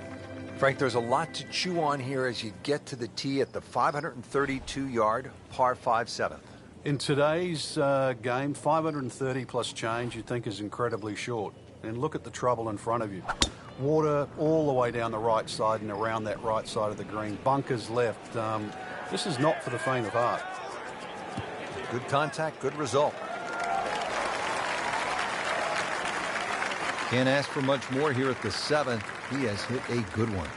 Frank, not surprisingly, Rory McIlroy owns the event record here, 21 under par. That came in 2015. He won by a touchdown by 7 shots. And then we all remember what he did here in 2010. Yeah, remember the runner-up, which was Patrick Rogers. He shot 14 under. And that's won just about every other championship at this event. So it shows you the magnitude of Rory's victory. An artist needs a canvas. A golfer needs a golf course. For Rory McIlroy, Quail Hollow was the perfect landscape to show his skills. Not looking good, Frank. I think it's wet. Just averted danger right there. So close. Why does he have all the luck? Little redemption chance here. Had bogey yesterday.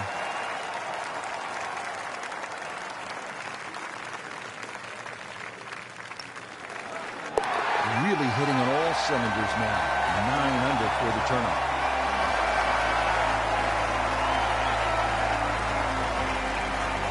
Frank, I love a drivable par 4. In the modern power game, it really adds an element of excitement.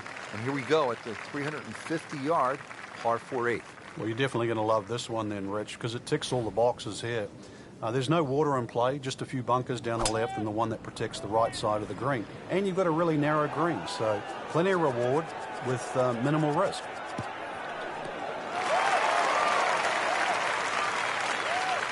Great Bobby Jones used to say the hardest shot in golf's the next one. Judging by that light, it's not going to be too hard. Frank, really good chance from this position to make a birdie. Yeah, really the only thing he's looking at right now is the flag. This is a green light special.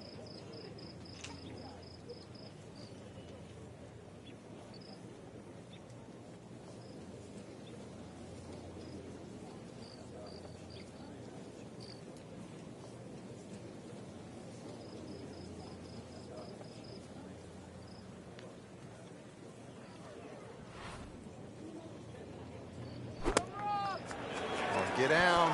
Look out. It's over. The green. So the second of the par 4 goes begging, and now I'll have to rely on the short game. Yeah, but a short game, as we all know, can redeem a lot of mistakes. See if he does it here.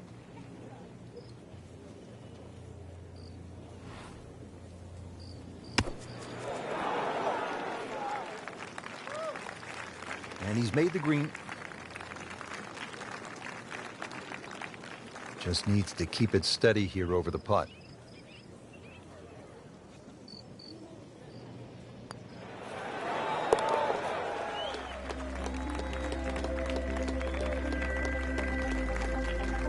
No mistake made there with the par. Frank, this is a really good way to finish out the front side here at Quail Hollow.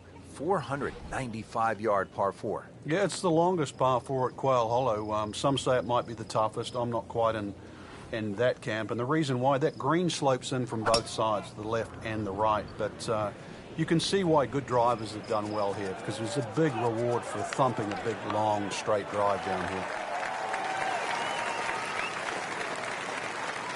315.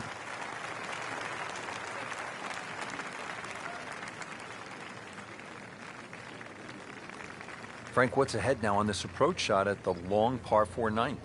What's in favour for the player, Rich, is the fact that both the left and the right side of the green slope back towards the middle, so you can almost use them like sideboards.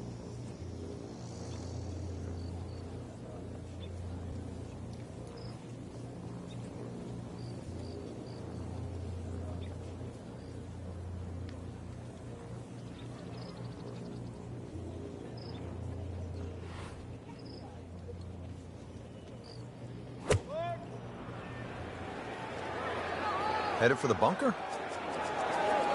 Oh, a bit unfortunate. Wasn't able to avoid the sand trap. That is always so disappointing from that kind of a spot when you come up short. Yeah, you're licking your chops over that one. A shot you think you could hit directly at the flag. Now, test for the short game.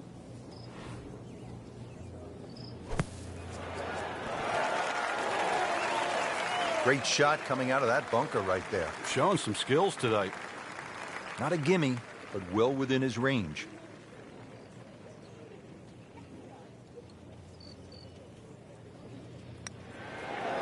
Wow, that hurt. It did. Shot gone forever. Well, you can see the golfer is just boiling right now after that miss. And a drop shot here at the ninth.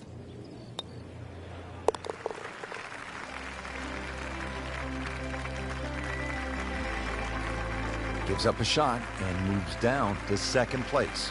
Bounce back time. Frank, right where you want to be at the midway point of a tournament. Yeah, you know your game's solid. The focus is more on the leader and that you can just go out and play. Excellent position to be in.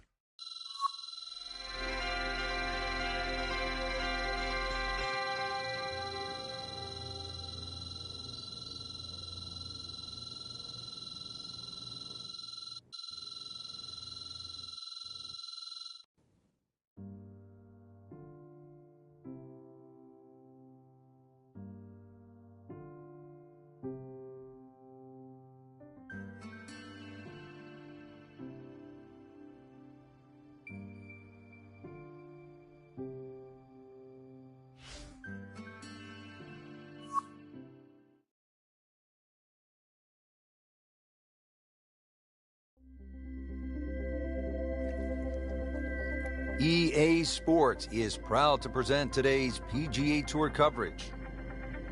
Welcome to the home of the Wells Fargo Championship, where the likes of Rory McIlroy, Ricky Fowler, and long-hitting J.B. Holmes have all won. It was first opened for play in 1961. It has really grown through the years, and it is now played by the best in the world. Rich Lerner alongside Frank Nobilo for EA Sports. Let's jump down to the golf course.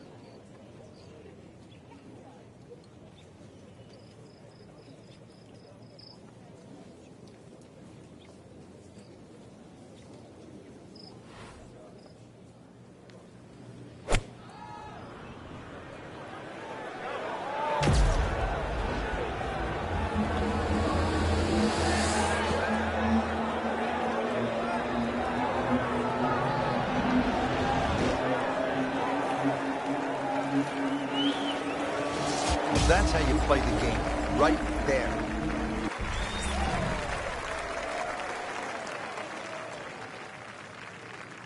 Didn't fare too well on this hole yesterday. Made a bogey.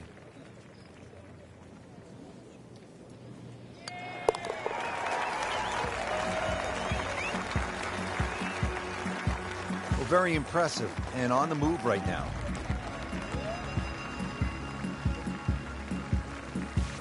Well, Frank, an eagle is in play here at the par 5 7th. And a 6, and a 7, and an 8, or a 9, actually. This is a potential scorecard record, the 7th hole. Many a tee shot has found that creek on the right, trees, problems on the left. There's no question there's a reward for a good tee shot here. But then there's a decision on, do you go for this par 5 and 2? It's not overly long, just over 530 yards. It is very tempting. Frank, not the longest hitter, but sometimes you win tournaments by putting it in a good spot, and that's where we are right here, 280 yards out. Yeah, 280 down the middle of the fairway. That'll never get you in trouble.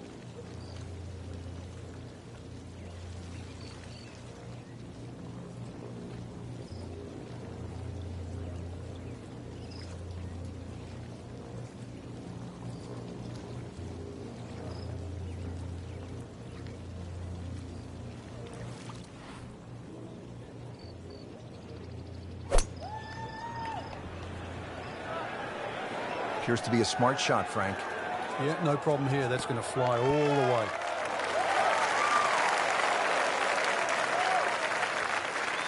Frank had hit the green, but just didn't have enough backspin.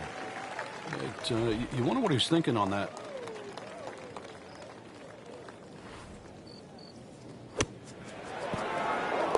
Makes eagle and makes the move to second place on the leaderboard.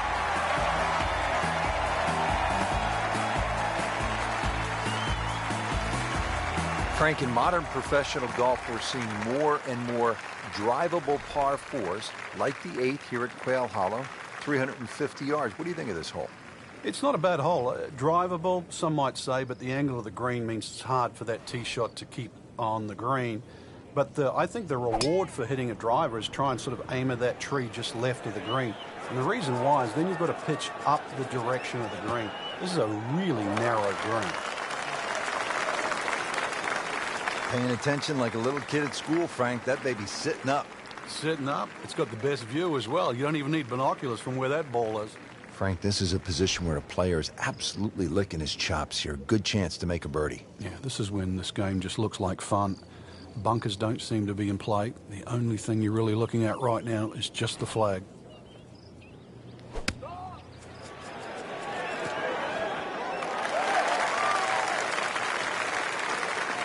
No problems there.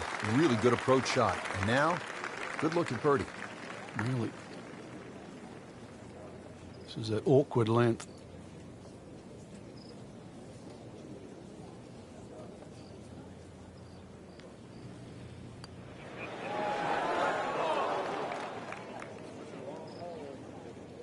That's a head scratcher. No other way to put it. That close to the green and misses it badly to the right.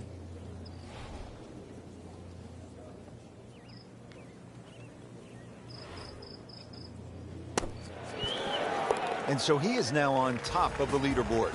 Taking full advantage of all the opportunities out there today.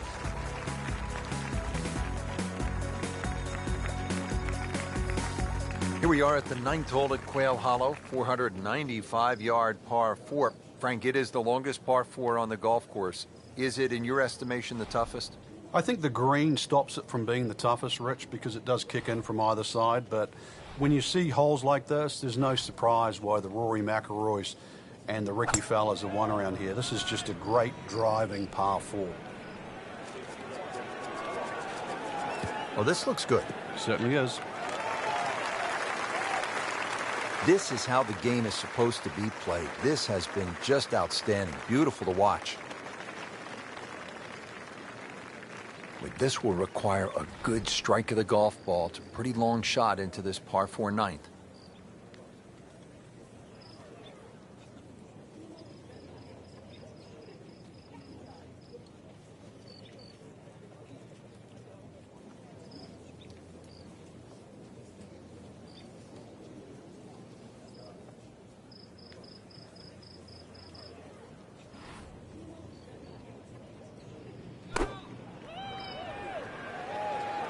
Good-looking shot right here.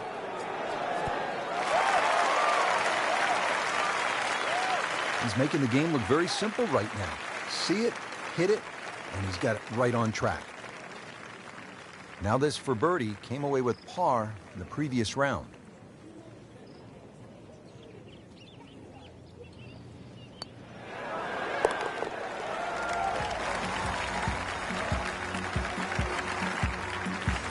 Racking them and stacking them. That's 12 under par now for the tournament. And that wraps up the 3rd round. Just one more to go before we crown our champion. Yeah, I'm not saying I'm looking at my crystal ball, Rich, but that champion that we see tomorrow might be the one just sitting at the leaderboard on top of it right now.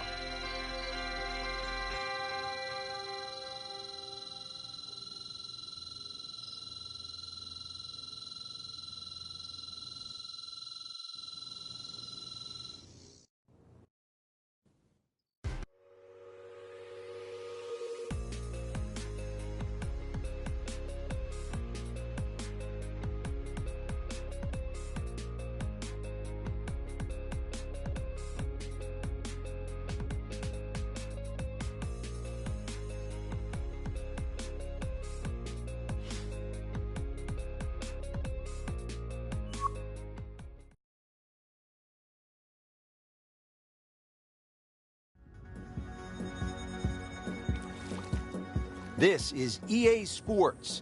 PGA Tour coverage coming up next. Thanks for joining us here today in Charlotte, North Carolina for the final round of the Wells Fargo Championship. Frank, what do we have out here today? Well, if history has a chance of repeating itself, remember those great closing rounds by Rory McIlroy, that 62, that was one of the best rounds ever shot that year back in 2010. And of course that playoff too, Ricky Fowler back in 2012, where actually beat out then world number one Rory McIlroy with that stunning drive down the finishing hole and brilliant wedge to a tight flag. This golf course, it can give it, it can take it away, but for us, from where we're sitting, Rich, we'll enjoy the view today. No doubt about it.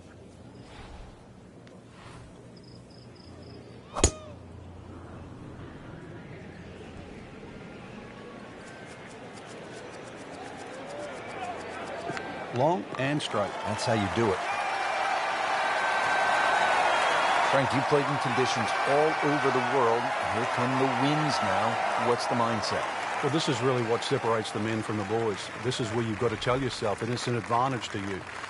Obviously, the scores will go up a little bit, given the conditions. But once again, this is going to suit the stronger player today. You like the old phrase, swing easy when it's breezy? Definitely when you're hitting it into a head breeze. But down breeze, tee it up a little bit, try and ride that wind some more.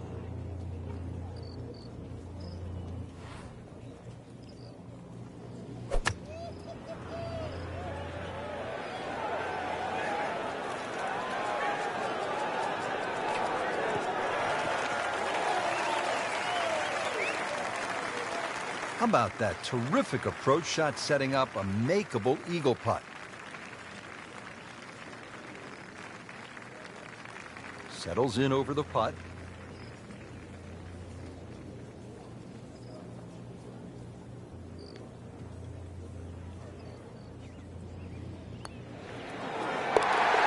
Count that for eagle.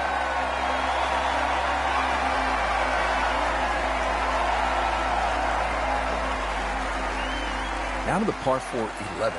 Frank, what do you think of this hole? It's an interesting hole, Rich, and I'm curious to see how aggressive players will play here today. The easy way, obviously, is just hit it down the right side and set up a nice second shot with a short iron. Or the most fun way is to take the big stick out and try and bite off as much of that corner as you choose, but be prepared to pay the price should it not come off.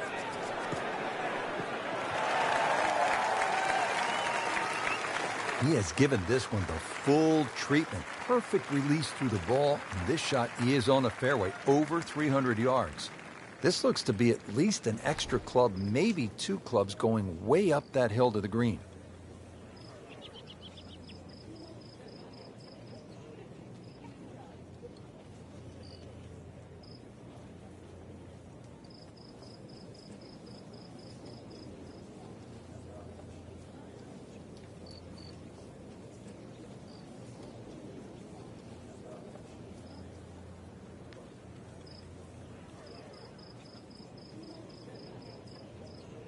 Frank, over the course of the last 15 years or so, there have been a number of initiatives within the game of golf just to try to grow the sport. Yeah, we've seen the PGA Junior League, which is a series of competitions, obviously for juniors to play. But the first tee really is worldwide now, just to try and introduce players from all over the world into the game of golf. They're introduced with club professionals. They learn skills that are essential really to play the game of golf. But in 2014 was a real step, what I think, in the right direction to showcase the junior talent around the world with the drive, chip and putt, where you actually get a chance to play the drive, chip and putt final at Augusta National, the home of the Masters. Imagine young kids, boys and girls, 8 years old, 11 years old, being able to go home and tell their friends, tell their families, hey, I have something in common with Jack Nicklaus, with Arnold Palmer, with Phil Mickelson, with Tiger Woods. I won at Augusta National Golf Club. Par 412 here at Quail Hollow, 456 yards. Frank, break it down for us. Well, there's no fairway bunkers either side, so you feel like there's nothing to work the ball off, and consequently, it's very easy to sneak it in the rough on the left or the right, and then that makes that second shot so much more difficult going up the hill. This is one hole that you have to pick a line on. You really have to know the line off the tee. There's a nice big tree down there in the distance. That's the one you want to work it off. Good strike, good lie. Good chance to attack the pin. Boy, this is a challenging second shot here to the par 4-12. It's almost like two greens, Rich. That ridge that goes through the middle about the halfway point, 18 to 20 yards. Anything over that will kick on, and anything short of that runs back to the front.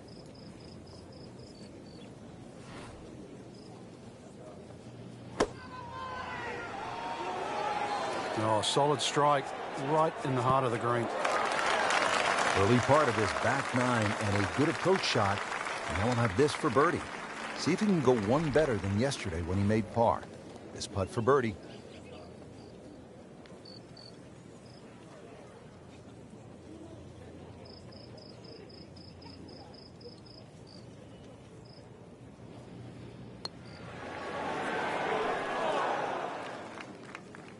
Well, there's an opportunity wasted. Just knock it in for a par, and let's forget about this one. Golf is not about perfect, but it is going to hurt the cause.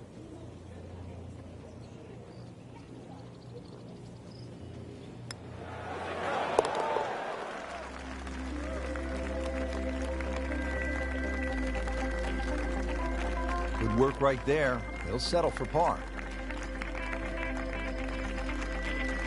Here we are at the par 3, 13th hole. It's 210 yards. What does it take here, Frank?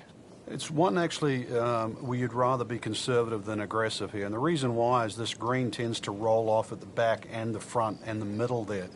So it's just something that pitches more in the central part of the green is really what's required.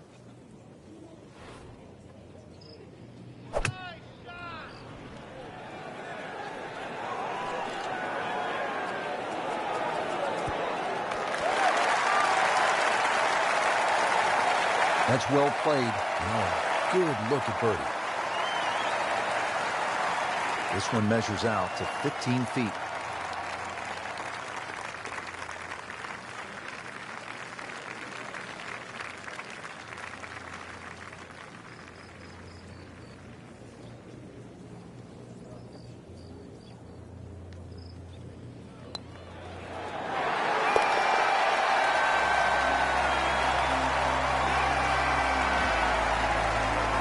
Frank, this is a player in full flight right now. It looks too easy right now.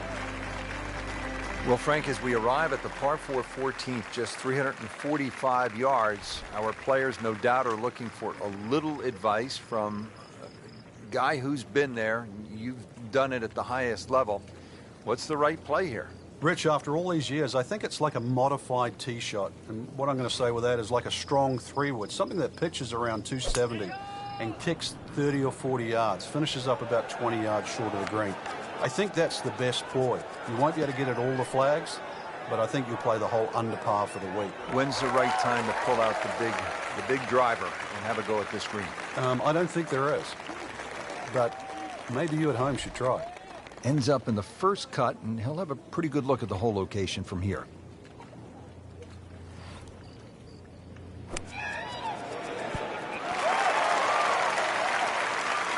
Safely aboard.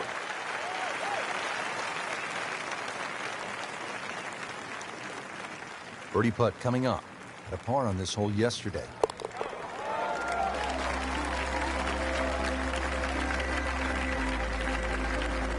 Just an amazing display. The records continue to fall. Now as we arrive at the par 5 15th hole here at Quail Hollow, 577 yards. Frank, I think a player has to be thinking about doing what Rory McIlroy did in 2010.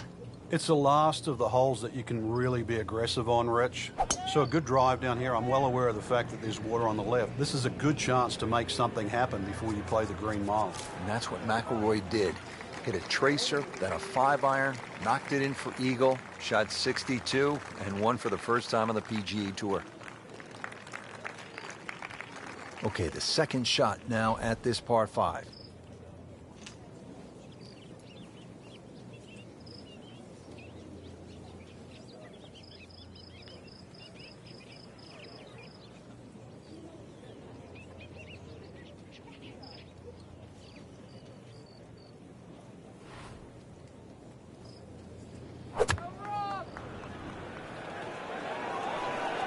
This is definitely not going down the fairway. It doesn't look good. I think it's going to be in the deep rough.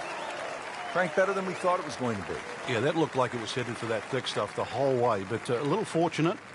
But then I guess you're allowed that in this game.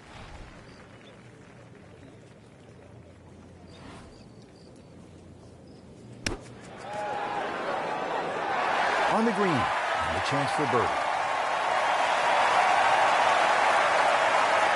Just a little tap in here.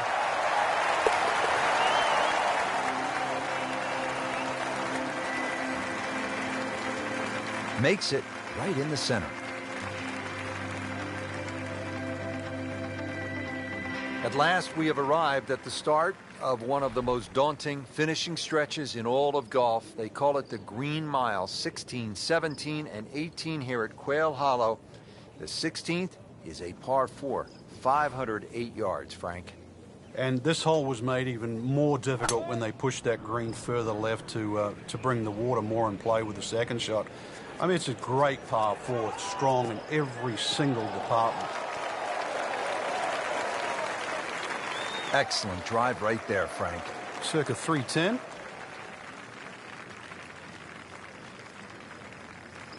This is an approach shot that will really test a player. Second to the 16th.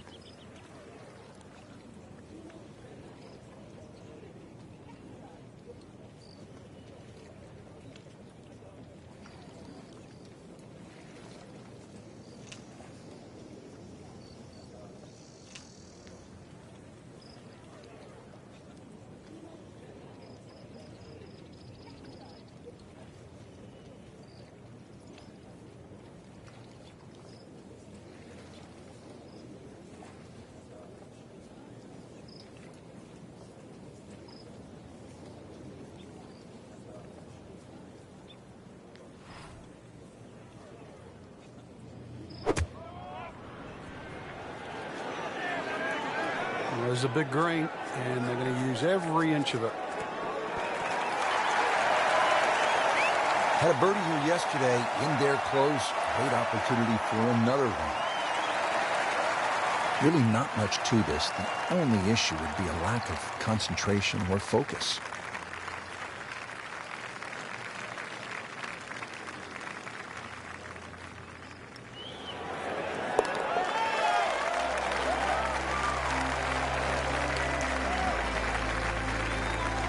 Continues to amaze.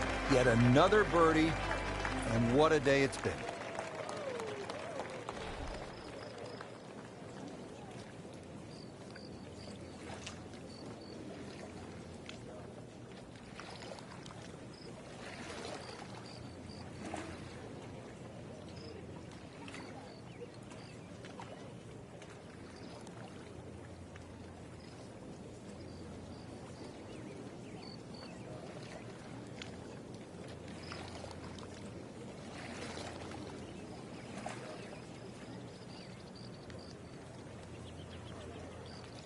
Frank, these days golfers are training like high-level athletes from other sports. Rory McIlroy, for example, has been using a guy by the name of Steve McGregor, who happened to be the trainer for the New York Knicks of the NBA. And part of his training now is high altitude.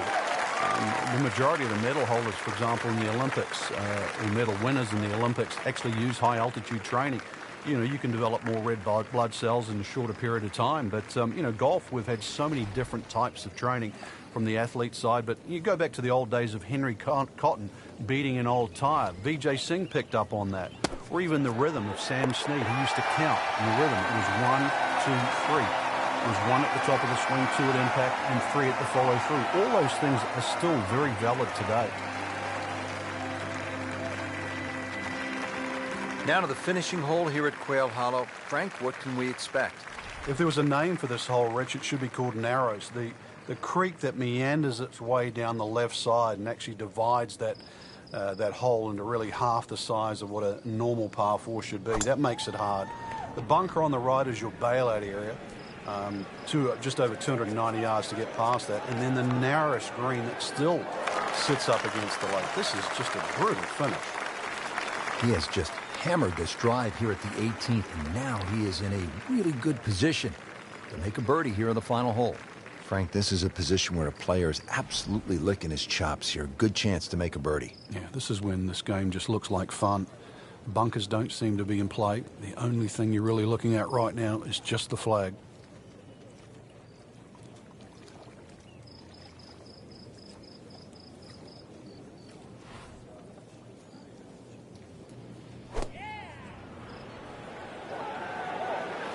This one looks right on point. Stuffed it in there really close, and now just a tap in.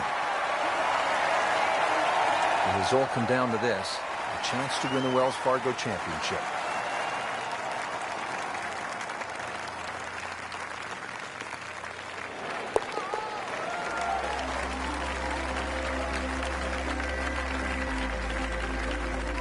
That has to feel good. That's a birdie.